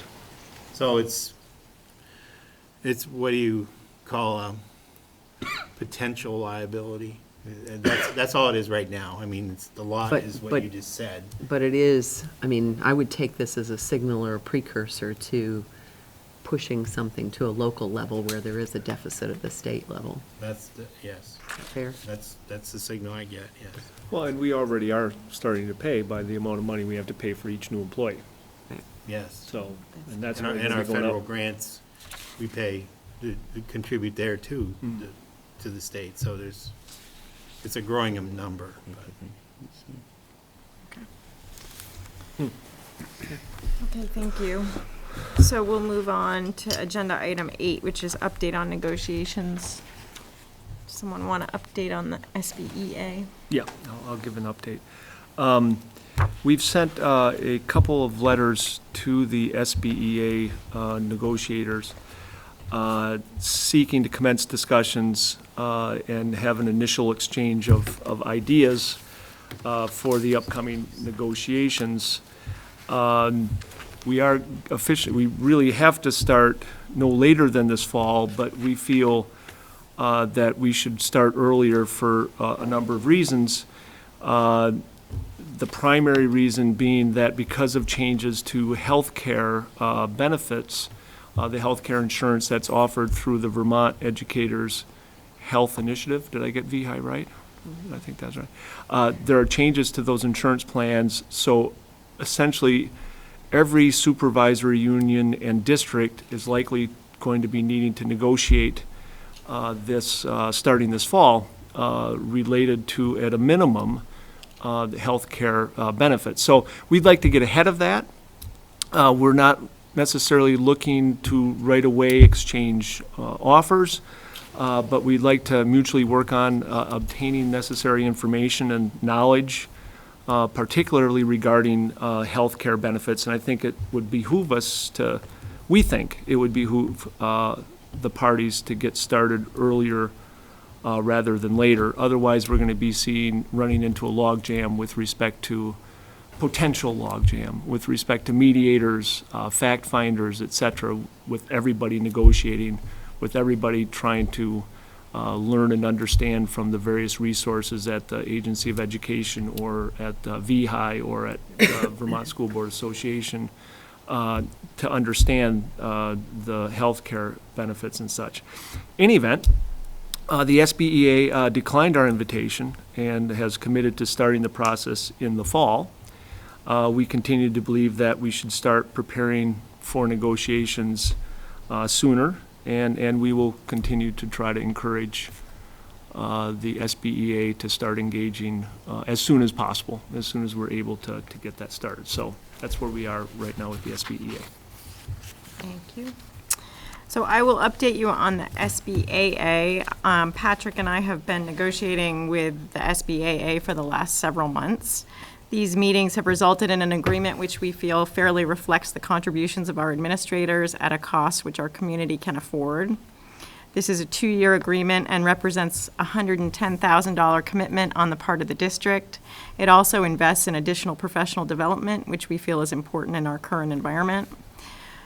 The board, I'll just say, is grateful for the contributions that this group makes on behalf of our district, for the professional manner in which they conduct themselves, and for the positive communication that they provide within our community. And this is slated for action. So we're on to number 9. So the, Yes, so we're on to Can I- number 9. Go ahead, yes, Yeah. sorry. I guess we could discuss it We after could the have motion, discussion. but, given that it's a 2-year agreement, it would expire when? So it would expire, so this is 19. And this is not impacted by the changes in healthcare plans? It is not. Because We don't provide health care to our administrators. so they would select from the plans that are offered from Whatever. VHI or other? That's right. So, I mean, we provide We the provide the money for them option, but they're to- on a total comp Right, plan. right. Yeah. Right. We provide the income to be able to afford the health, right. Well, I'll move to ratify the agreement between the South Burlington Administrators Association and the South Burlington School Board, as you just described. I second the motion. All in favor? Aye? Aye. Motion passes, thank you. Nice job, Julie and Patrick. Yes, Yes, well nice done. I think I'd be remiss if we didn't mention that, you know, I think we all know that Mr. Burke is struggling with illness at this point, and that we're thinking of him and hoping for the best, and just, we'll keep posted on what happens and keep the community up to date as we get more information, but we're all feeling for him and rooting for him. Thank you, Julie. Yeah. So we will move on to number 10, master planning and visioning update. Well, to say there isn't a lot going on, there is. We have, you know, kind of separate board group working on kind of the financials and other educational opportunities happening. In addition, we have some other activity that has been the Grand Island Supervisory Union. I'm interested, we were not able to go to the last night meeting, obviously, for an engagement that we had, but I'm anxious to hear how that meeting went. The chair of their Act 46 Study Committee, we expect to get back some information, Martin, or Patrick for sure, and myself, and we'll be sharing that with you when that comes in. Do we know when the next meeting is? I don't think they had that one yet scheduled. Okay. At least that was from the last email, so we'll have to just keep people posted. I'm sure they actually last night decided that, but they didn't have it able to be published earlier. So, again, a lot going on. I think to you're trying to figure out a decision date and how to figure out how to move forward with all of the different things that you're working on, or I'm working on with you, trying to provide. Do you want to give a committee update, Bridget or Elizabeth, on? Sure. So we have met with Annette and John, who provided the inputs into the financial model that White and Burke put together for the district. And the financial model that White and Burke put together seems very sound structurally. We've noted in digging into the assumptions the need for a few more analyses, which I will sort of work with potentially Dan Fleming, who's also on the subcommittee, not on the board, but who's been working with us to do some analysis. And so between he and I, we will sort of complete those analyses, hopefully with a little bit more help from John, perhaps with information. I think we have most of the information we need, frankly, but we need to proceed with those. And then we basically just need to give a report. One question I did have is that I know Stephanie is slated to come back at the next board meeting. Yes. And I don't know, as a board, what we want to provide to her before she comes back. I have been holding off on spending time with her just to avoid running up a bill until we were kind of further along in our process. So I don't believe that we need to spend a lot of time with her, frankly. I think it's more just any comments that are still outstanding to the draft report that she had given us as a board need to go into her. And then any other questions that any of you might have that as you thought more about the financial model, if there are any other questions, might need to go to Stephanie as well so that she can be prepared for that presentation at the July board meeting. When we do have the working session scheduled for July 12th. 12th, okay. The day before Which next is the day meeting. before the meeting. So my hope on these financial analyses would be that Dan and I haven't spoken to him, so I can't commit him to anything. I would hope that between the two of us, we could potentially get something back to the rest of you within the next 2 weeks or so that you have time to sort of think about the implications of those analyses, and we can use that as part of the process on the 12th when we really sit down to dig in a little deeper. I don't know if you also want any update on community feedback at all. It's not going to be a long update because we haven't really spoken as a board about the feedback and what it means. So we got 145 feedback forms through the process. David, I don't know if there are any outstanding. I know they really weren't coming in from the other meetings Yeah, I so don't, much. and but- we haven't really pushed, nor, I haven't done a push to all the administrators. Have you gotten any feedback, that has come into your email queue, and whether or not? Well, no, not in the terms of feedback forms. So I've passed around to all of you, I know only 3 days ago, sort of the analysis of those feedback forms. And that's pretty much all the quantitative data that we have in terms of community feedback. At the top level, I know the question we have been asking ourselves was, have we gotten enough input, especially have we really reached Chamberlain neighborhood? I did a quick sum that wasn't in the spreadsheet yet when I passed it around to you, that I think about 20% of those feedback forms came from neighborhoods that was sort of qualified as the northeastern section of South Burlington. And then another 33% came from Orchard, Southwest, and then another 30% or so from the southeast quadrant. There were just a tiny few in sort of the northwest side of South Burlington. So it sort of feels like the northeast section was reasonably well represented, at least among those feedback forms. It's probably more appropriate to have the conversation maybe at our working session, or decide how we really want to go about analyzing the emails and the notes from the meetings. I started to try to break those down and put those into the theme document that we had. And it got really complicated because a lot of the emails have more of a narrative and more of, complex thoughts in them. It's not easy, just quick comments that people have dashed off that you can easily put in buckets. To break up an email like that into all the different things it's talking about isn't really a useful exercise, I don't think.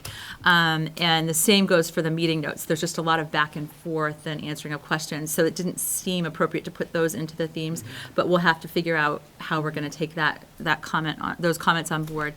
And then I guess the last piece is that we still have frequently asked questions kind of sitting out there that we need to start answering. And I know Julia Martin had taken a crack at saying, who should go about answering those questions.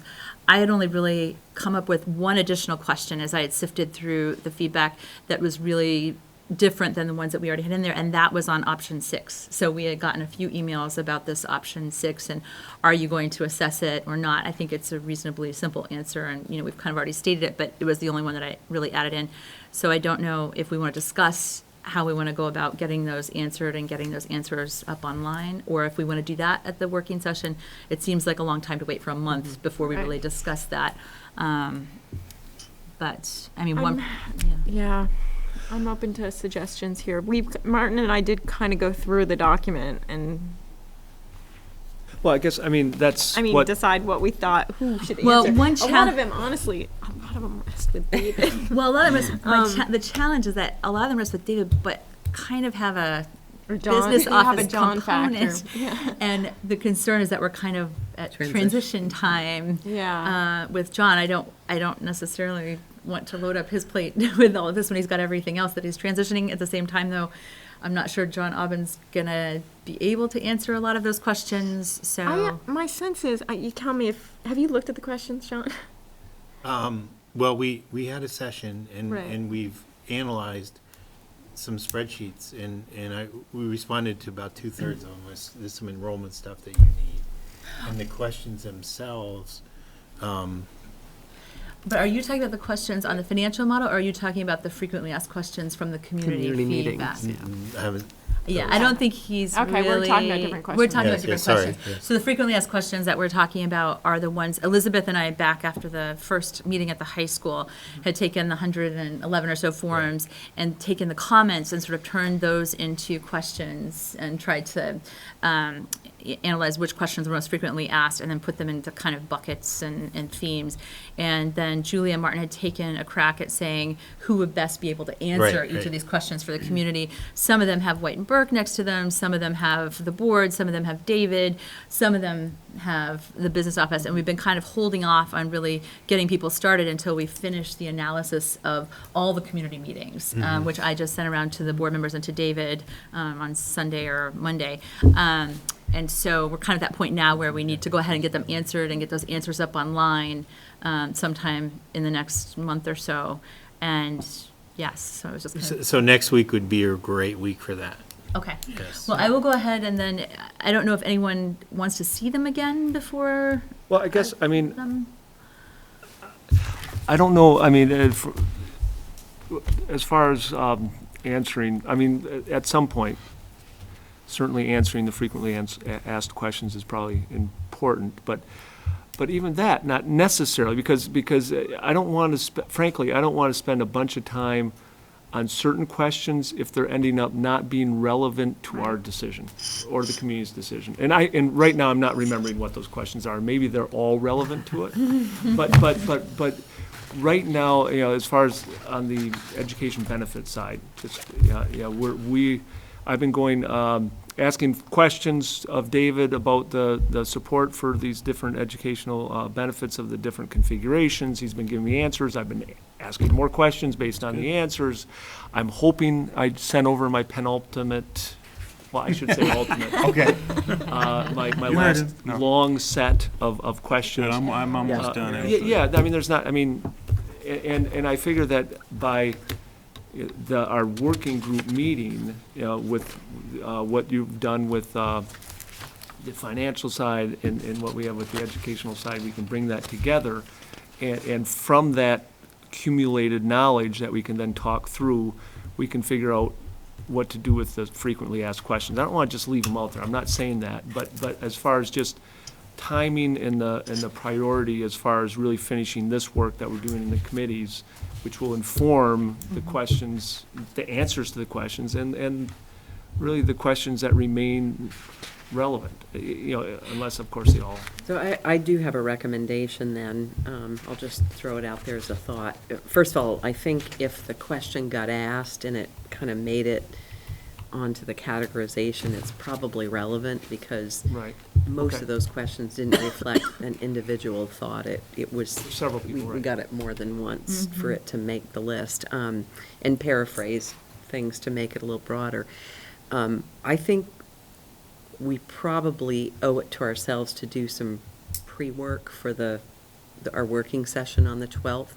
And I'm wondering if we shouldn't, the two subcommittees shouldn't take the frequently asked questions and separate them into the educational quality and then the financial questions, and use those as the basis for at least the subcommittees preparing, if not a statement, something that would be pre-work for the planning session. Right, right. Because I think we're at a point where at least the questions and the background work that each of the subcommittees are doing can set the framework for the working session without, basically become homework, so we're not coming into that cold. Right. Right, yeah, no, I agree with that, and I trust your judgment on the relevancy of them. It's just been a little while since I've looked at them.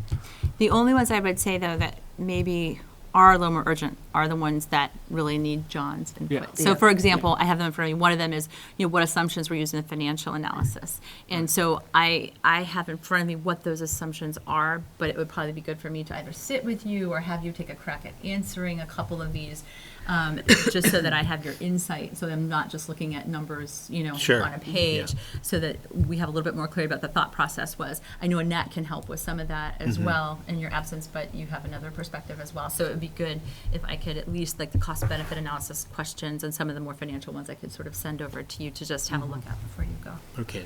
Makes sense. Okay, we have a plan? Yep. So it'll be up to the subcommittee to schedule time to Yes. go through the list and take the questions and. I'm assigning them all to Patrick since he's not here tonight. So, but I guess before we move on to the next thing, I just wanted to note something really. About to use that gavel. What? Well, it was an interesting discussion about the class sizes in the three different elementary schools. And this doesn't weigh in on where we end up on all this or not, but it's interesting information if you look at the documents that we were given earlier. And if you look, one of the things that Dave has provided is the number of teachers we have for each cohort, and therefore the average class size that we would have for each cohort.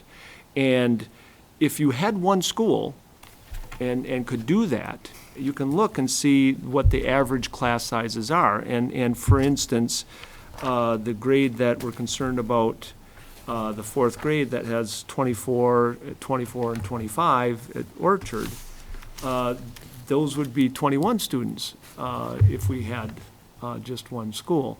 The point being that this is certainly a valid benefit of going to one school, or the configuration where you have two schools with all the cohorts in one school, and it addresses potentially educational quality that we're providing if we're able to have a uniform, smaller class, for everybody, and just as importantly, equity. issue. I just wanted to flag that was kind of an interesting discussion. I was gonna bring it up then, but I thought I'd wait until now. That certainly is, I mean, and this is something that bears out what we've been hearing from the administration. There's still a question. I'm not being a proponent for one solution or not, but it is certainly an item that folks would look at as one of the benefits of those two options. You know, whether it's worth the cost is something we're going through right now, but, all right. You can gavel me now. Okay, we'll move on to agenda item 11, the communication guidelines discussion. And given that Pat was the author of this and is not here, he gave me a little note that says I could punt this to the next meeting, which I'm considering doing if it's all okay with you guys. It's fine with me. Yes, So I should get my comments to Patrick in Yes. advance of the next meeting? that would be good.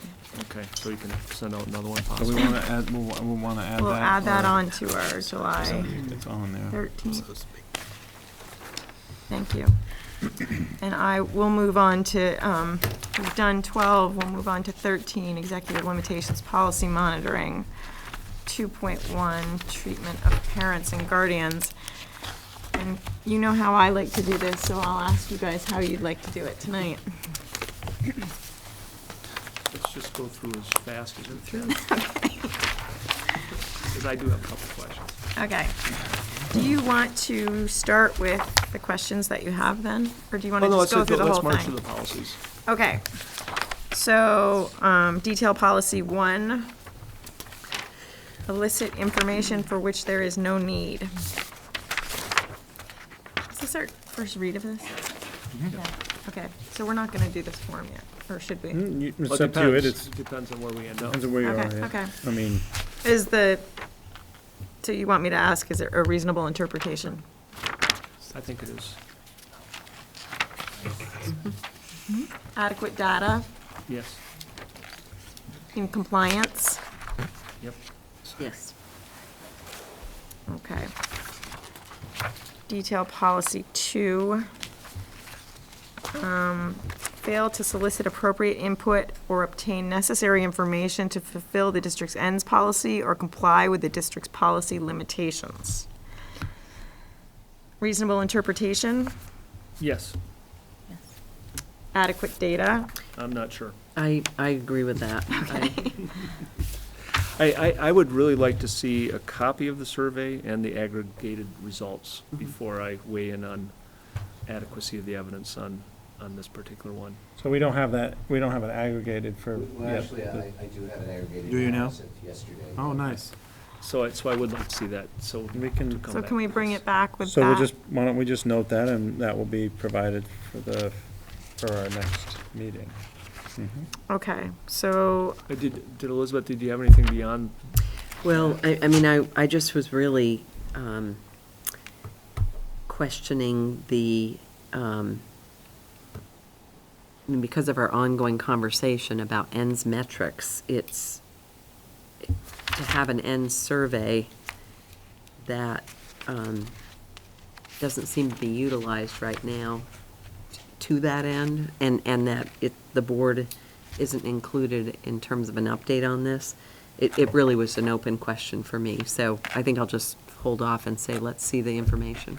Yeah, I had the same issue, but wanted to, yeah, definitely see that first. Okay.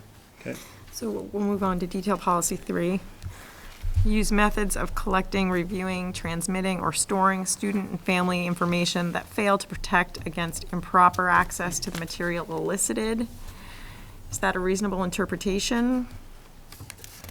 Yes? Adequate data Yes? and in compliance. Yes? Okay. Detail policy 4, fail to operate facilities with appropriate accessibility and privacy. Reasonable interpretation?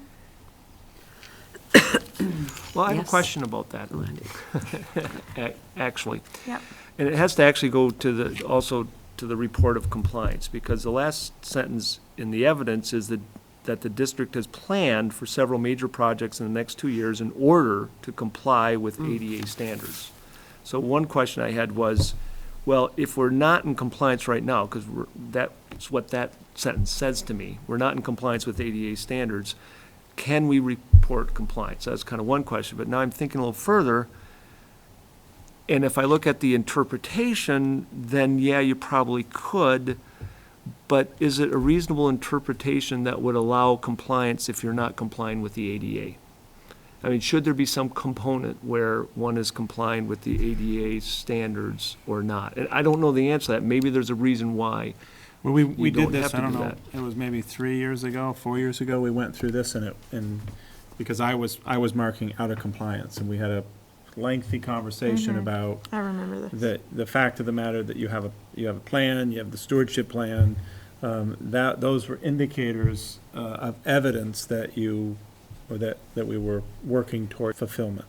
And that in and of itself rendered compliance, given that. So that was what I remember. I mean, I was, quite honestly, I was saying we were not in compliant. We have many things in many of our schools that were not. So, you know, I'm certainly happy. I'm not trying to hide anything here.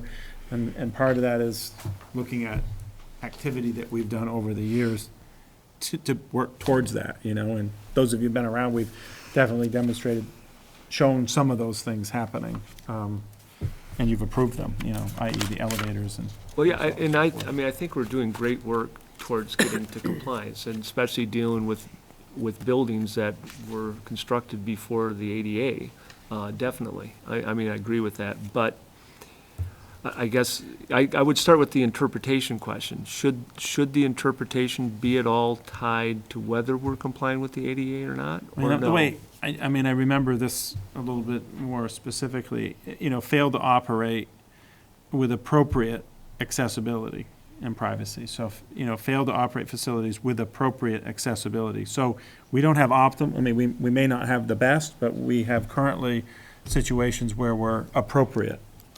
And then interpretation that all schools will be made accessible.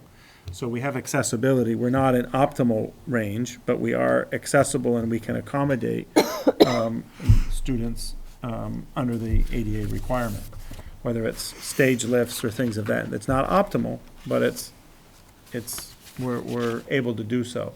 And so we don't have all bathrooms. We have some, right? So that's kind of what I glean from our I think the link for me, because the interpretation says will be made, the link for me on the last sentence is that based on a completed audit, several projects are in place to bring us into compliance, so that it's not vague, it's that we did an audit, we have specific projects identified, and facilities will be made accessible. I'm really fine either way. I mean, I think we recognize that, you know, we're dealing with kind of a continual process of upgrading and making changes. I'm fine. Yeah, and I guess the one other question I have is if we're calling. Say out of compliance and have a plan. Well, right. indicates accordingly. Well, I'm just even looking at the potential, is there any litigation risk in this as well? I mean, if you're admitting non-compliance to the ADA, I suppose that's fine if you have a compliance plan, then there's not necessary. I'm not an ADA attorney, but I'm just, that concerns me a little bit when there's a federal law and we're saying here that essentially we're not in compliance. Again, though, the point is that you have a compliance plan. Yeah. I mean, and we are coming into compliance. Well, again, I think often what I say is if we're all to go away, you know, and I'm not wanting to say that, but if we were all to go away, you know, John actually is, but what would be the interpretation, you know, what would somebody be able to look at that and say, well, that makes sense, or it doesn't make sense? Well, see, my good thing is that I forget the previous 2 times I've looked at this, so it's as if I'm coming to this new every single time. Now that I made him go away, you know, This may help clarify things. In the front page of the audit, the architect states that this is the ADA Act of 2010, which was in guidelines were put out in 2013, we did the audit. The things that are out of compliance now, we're not, it's not illegal, but if we upgrade those particular areas and don't become ADA compliant, then we're in trouble. So Okay. we're taking positive action for things we need to do. I think that does help. So No, that's, Interpretation. that, we can is pull that it out. possible to Plug that in there. plug that explanation in here, in the evidence? Because then I think that takes care of Okay. all my concerns, I think. Well, maybe, would it be better in the interpretation, wouldn't it? Or maybe I just in that last I statement leave of the. that for you to figure out, and I'll come at it Yeah. as if it's brand new to me next time, too. No problem. Thanks. That's the great thing about having a bad memory, see? If we're bringing this back anyway, there's a tiny, there's a little typo in the last bullet point. It just says, SBHS, which will put, so I think the will be needs to Oh, go yeah, away. thank Yep, you, yep, Bridget. Yeah. Sorry to be. Oh, that's good. No, that's good. So we'll, excuse me, go to detail policy 5. Fail to establish with students and parents or guardians a clear understanding of what may and what may not be expected from the district. Reasonable interpretation? Yep. Adequate data? Yep. In compliance? Yep. Yes. Okay. Detail policy 6, fail to limit the use of live security video systems to crisis situations and the immediate need of administrators for safety information or by district or building administrators to ensure safety, to ensure student, staff, or community safety. Where's Kathy? Reasonable interpretation, Yes. Yes. adequate data, Yes. and in compliance. Yes. Detail policy 7, fail to limit the use of security video recordings to inquiries by the police about criminal investigations. I do have an issue on evidence here. Okay, The 4 that are labeled probable illegal activity seem to be inconsistent with actual investigations. Viewed only when police need to investigate criminal conduct. And this seems really vague. I mean, the probable, that description. Yeah. Because the assumption is the request would be made when there is criminal conduct versus this sort of implies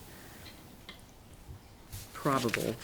I remember having this discussion Well, too. Is it probable cause, is that what they use as the I- basis for determining? Yeah, I mean, that's kind of the language in the requests, that's happened, I mean, we don't know all of the, so there is a description, and it's what comes back as probably illegal activity.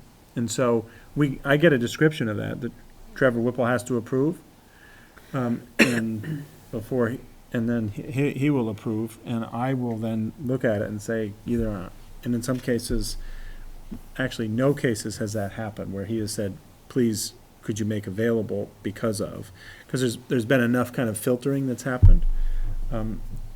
We probably could do a little bit more of a review of the type of request to see if it could be categorized into some different. But I mean, my buckets. assumption is if there's something that's being investigated, it's either a theft or property damage or, Yeah, we went through this, I remember before I too, remember where we this, had too. different categories before. I'm like Martin, I'm, No, thought- I had a whole bunch of different categories, but I think that wasn't, didn't feel right either, as I remember. Well, let's just look, let me just break down the probable illegal activity, So, to see if there's, Could you do another And the column evidence in this chart? I don't know, would that look like, I don't know. well, sometimes I want to be careful of the, this gets almost to student-specific sometimes, if there was an event that happened that was highly published in the paper, that could involve, a specific, I mean, so there's some sensitivity to calling out the actual event, So I don't know, let me just look at it again. I mean, I'll look back at these and see if we can what I might come up with for it. So is it, would it be helpful for the board to see what the request form looks like? Now, it doesn't have to be one that's even filled out. I just, Yeah, it's an to- email. to It's help it's us. an email exchange is what it is, and it's specific to the date, time. Or can we And delegate one board member to Yeah, look at to look that, at and it, then we're sure. not all compromised in any way? Little- I'm just saying, right? well, if Because- it's one, if it's one email, Direct I think we can all inspection. see it. I think you mean- just volunteered Martin. Yeah, Yeah, you're looking at me. I am. I'm happy to look at it. Okay. We're going on 12 hours with each other, so Yeah, it's been a long day. it's been a long day. So I'll share with you some of that. Yeah, just send me and I'll see if I'll work with you to. So we can, is that all you had, Elizabeth? Do you want to talk more Yes, about on that that one? policy, yes. Let's talk about detail policy 8, fail to inform students and parents or guardians of this policy or to provide a way to be heard for persons who believe they have not been accorded protection under this policy. Reasonable interpretation, Yes. Yes. adequate data, Yes. Yeah. and in compliance. Yes. So we are to the overall policy. I know there's no evidence in the overall policy. Is there supposed to be? Isn't there? No. No? Do we ever have evidence in the overall? I haven't. No. Oh, okay, I'm sorry. It's like it's all new to me. So with respect to interactions with students, parents, or used to that, guardians, or aren't those you? applying to be students and their parents or guardians, the superintendent shall not cause or allow conditions, procedures, or decisions that are inequitable, untimely, vague, undignified, or unnecessarily intrusive. Reasonable interpretation, Yes. adequate data, Well, there's no no data. You data. just said there's no All data. right, That's- in compliance, Don't No, know. because the individual policies. okay. Thank you.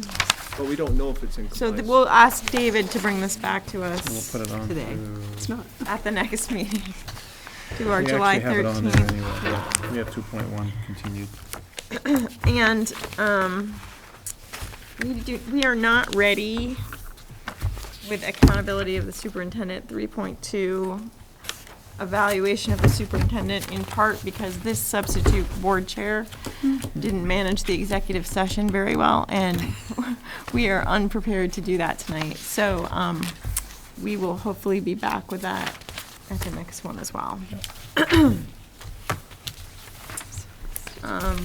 So we will move to setting the agenda for July 13th. And I add here, and the upcoming work session. Yep. So we added the communication guidelines in here, we gotta add back in somewhere. What else did we say? We're gonna, 2.1's already you were there. gonna come to us with the classroom size update from Yeah. Orchard. Yeah, with a plan, so that would be superintendent's report, maybe we'll just put it there. Okay, Uh, and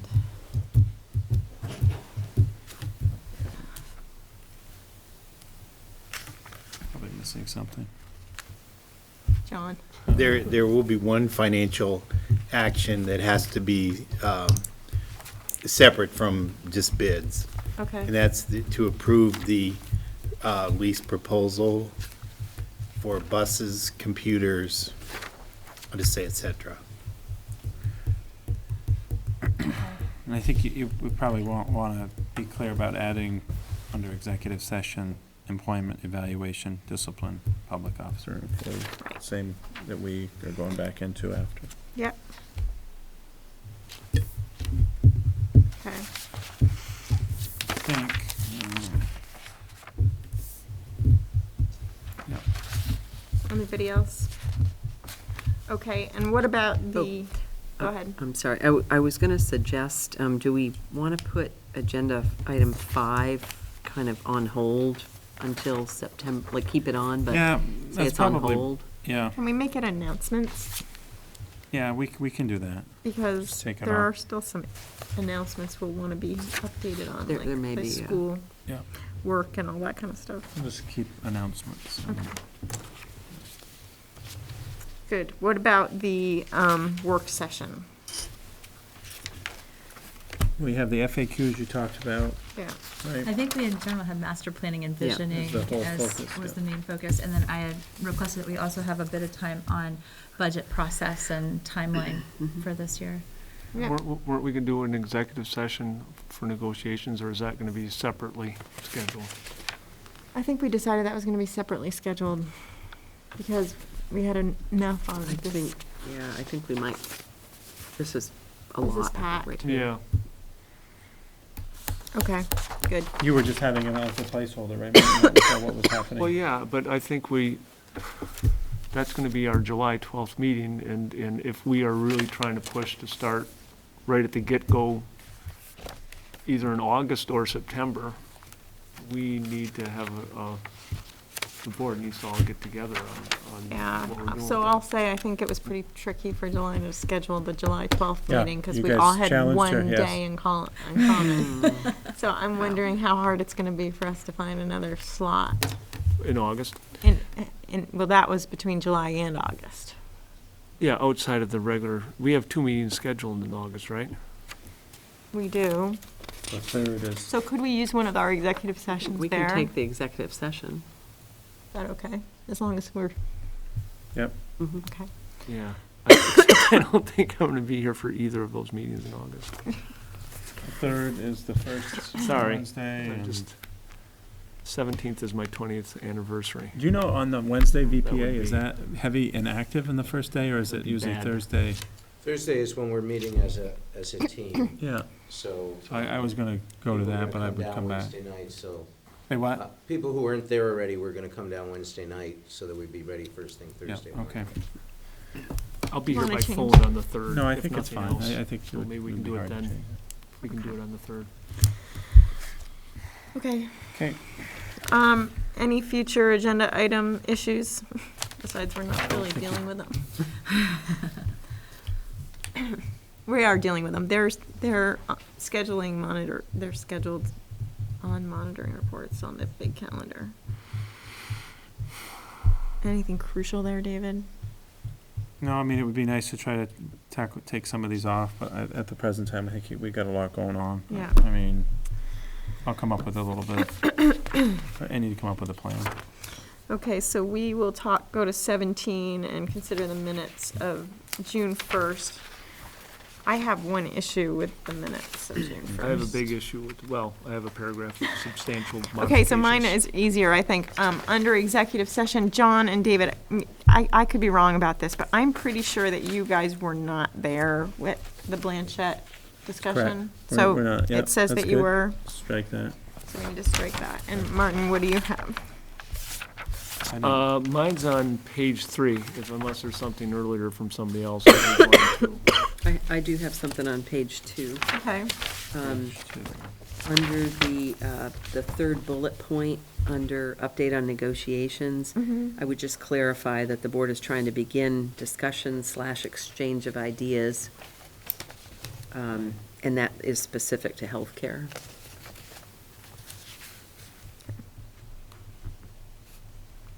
That's what our letter said. Did you get that, Meg?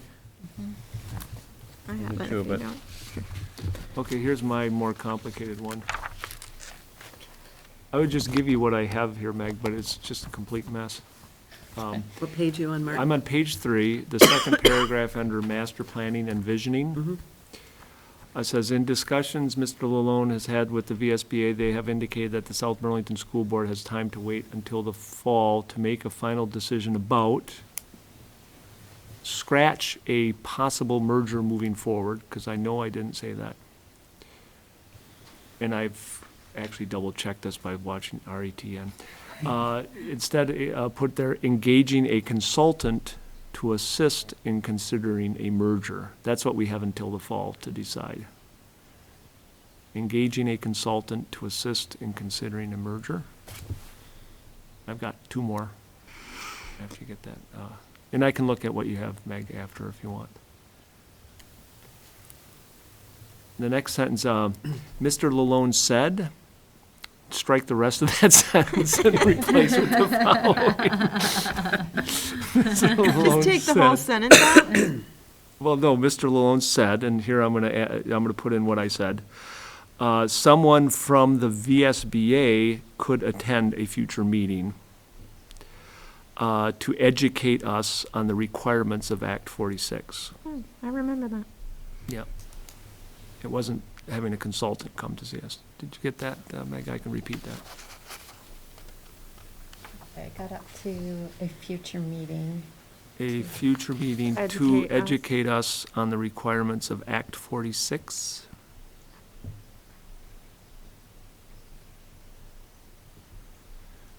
The last one's not as big. The next sentence, the board agreed to have and get rid of consultant and put in VSBA representative. And all's good after that? Yep.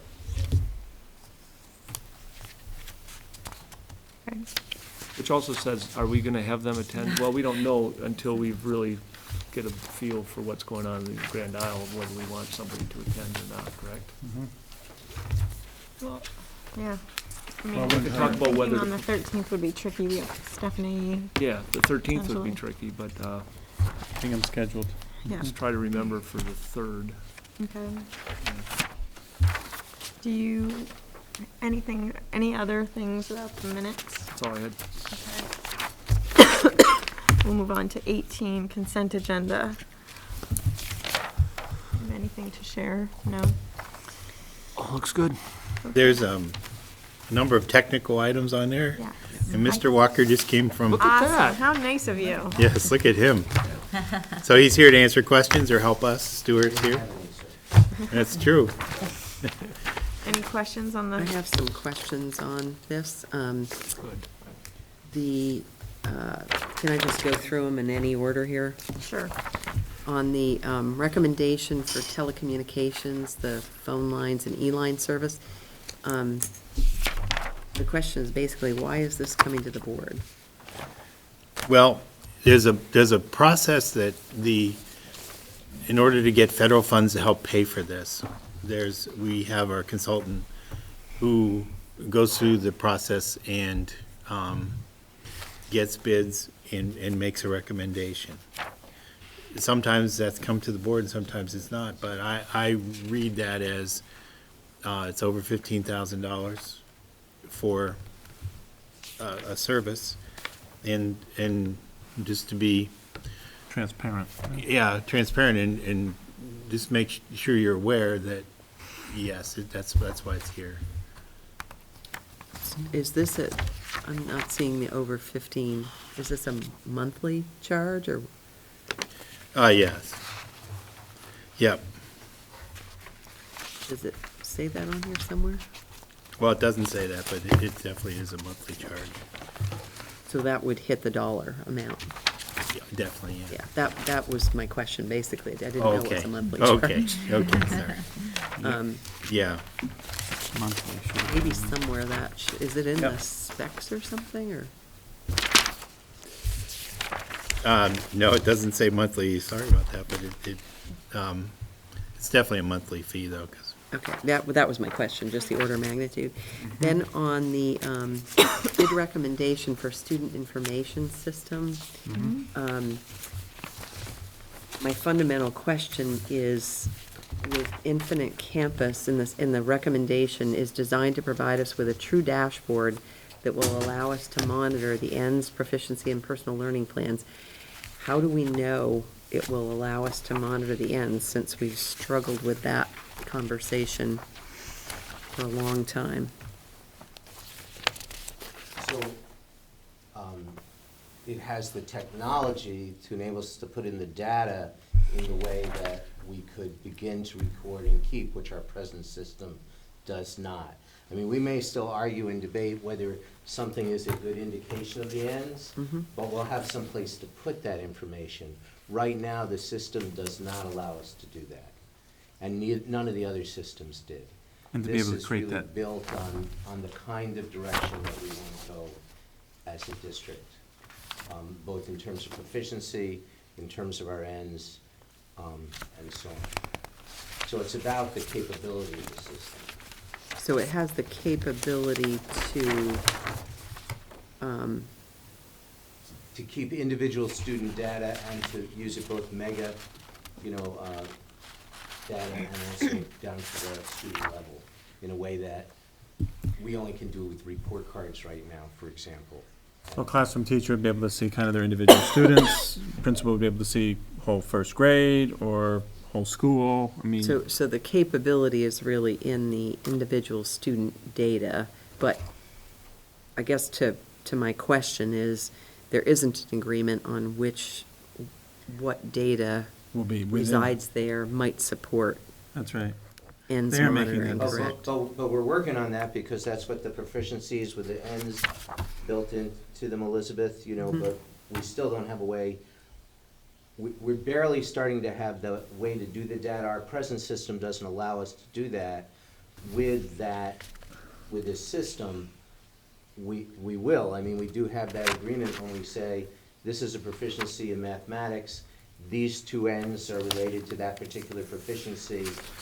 That's the piece that we've talked about. We haven't been able to report out on that with any kind of accuracy. This will allow us to do that. So you are, on an individual basis, able to track how a student is doing with respect to each end, and you're able to accumulate that up as well, as I understand what With David this- was with saying. this system, That yes. software.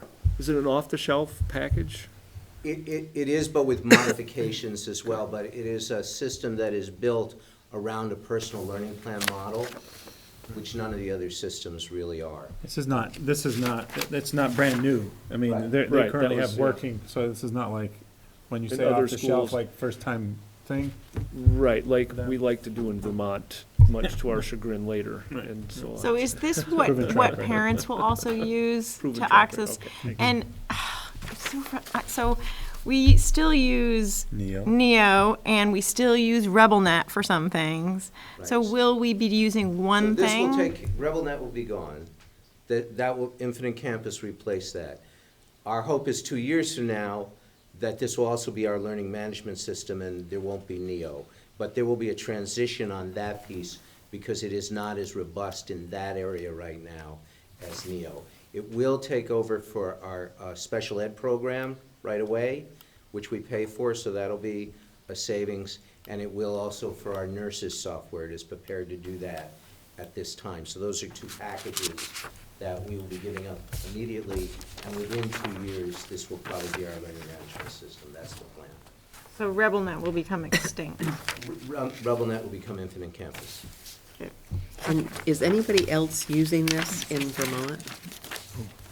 Yes, a number of districts, including Barry and Williamstown. I can't list them all off the top of my head, but we did talk with other Vermont schools that are using it. And one of the big differences, there's a lot of places use Power School, not so many use Schoolmaster. They all have supplemental services for another $40,000 to keep track of their students, whether it's VCAT, I can't remember the one that Essex uses. So we don't have to do that. If we continue to have a system like the one we have, then we need to go out for another $40,000 to do the kinds of data that we need to do. And Infinite Campus has it all within the same. This was also an active conversation that we had with the agency too, because we felt like, this was a bit ago now.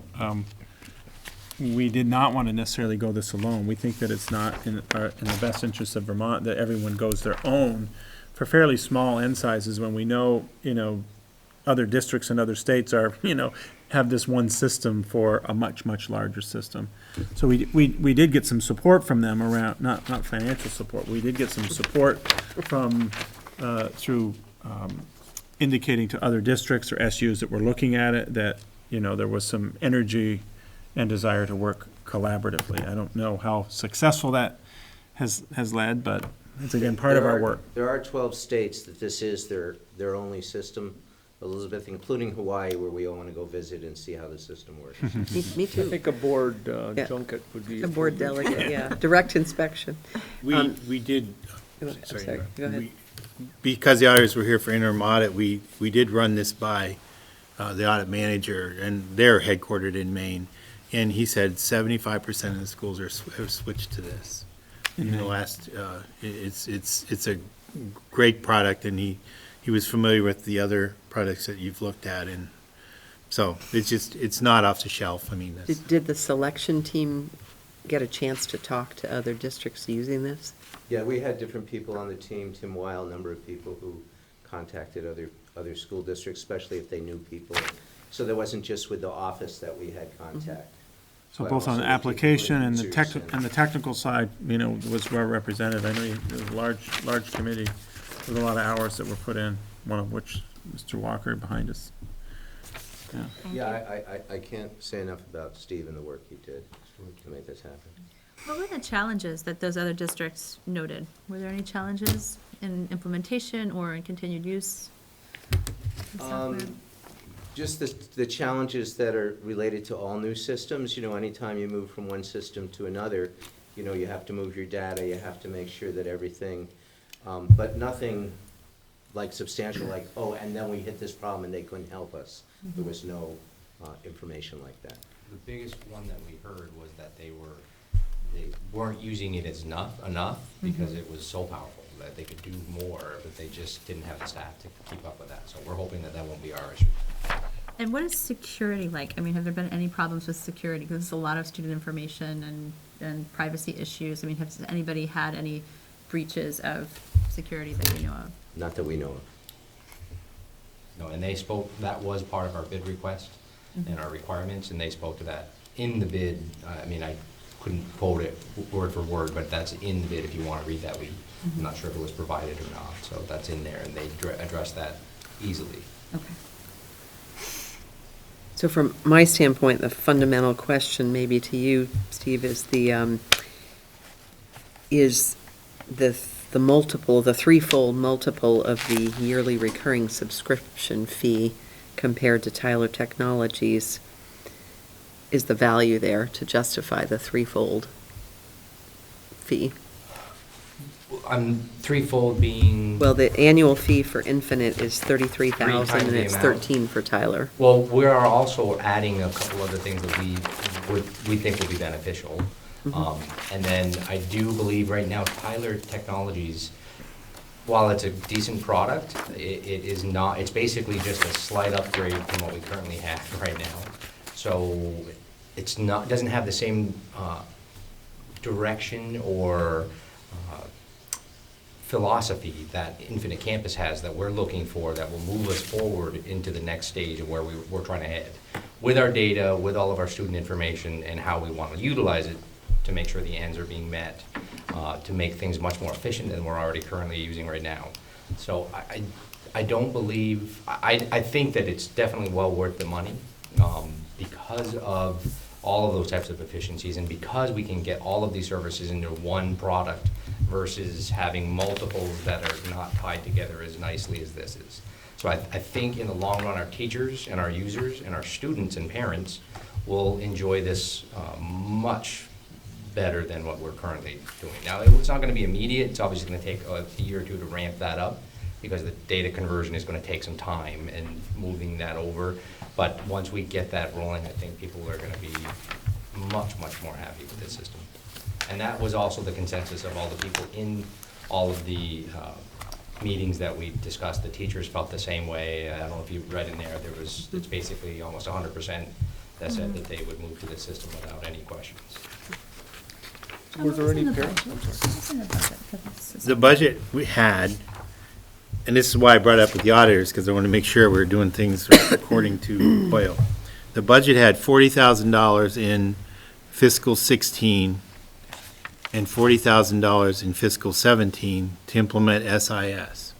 In addition, there's $30,000 in 16 for our software for accounting and HR, which we can't do right now because the state is still working to implement a chart of accounts and doing studies, and they're actively doing that now, but that money's available to put to this.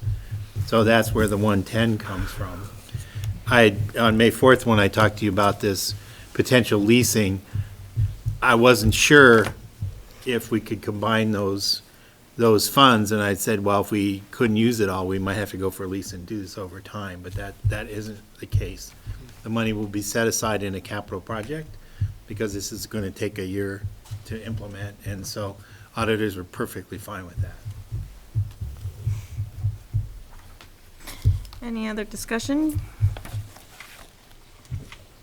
Thank you. So why aren't we taking a vote on this one? I'm trying to, It's part of the consent agenda. well, I know it's part of the consent agenda, but, I mean, it's not a, one that's. all right. No action, Warren.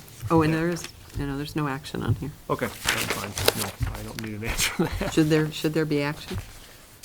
No, it's just like any other Okay. bid. It's just, it's been really visible for a year and a half now. You've heard about it, and this is the culmination of that part, and now we go into actually putting it in place. Yep, Thank you, Steve. Thanks. Stuart? thank you. Thank you.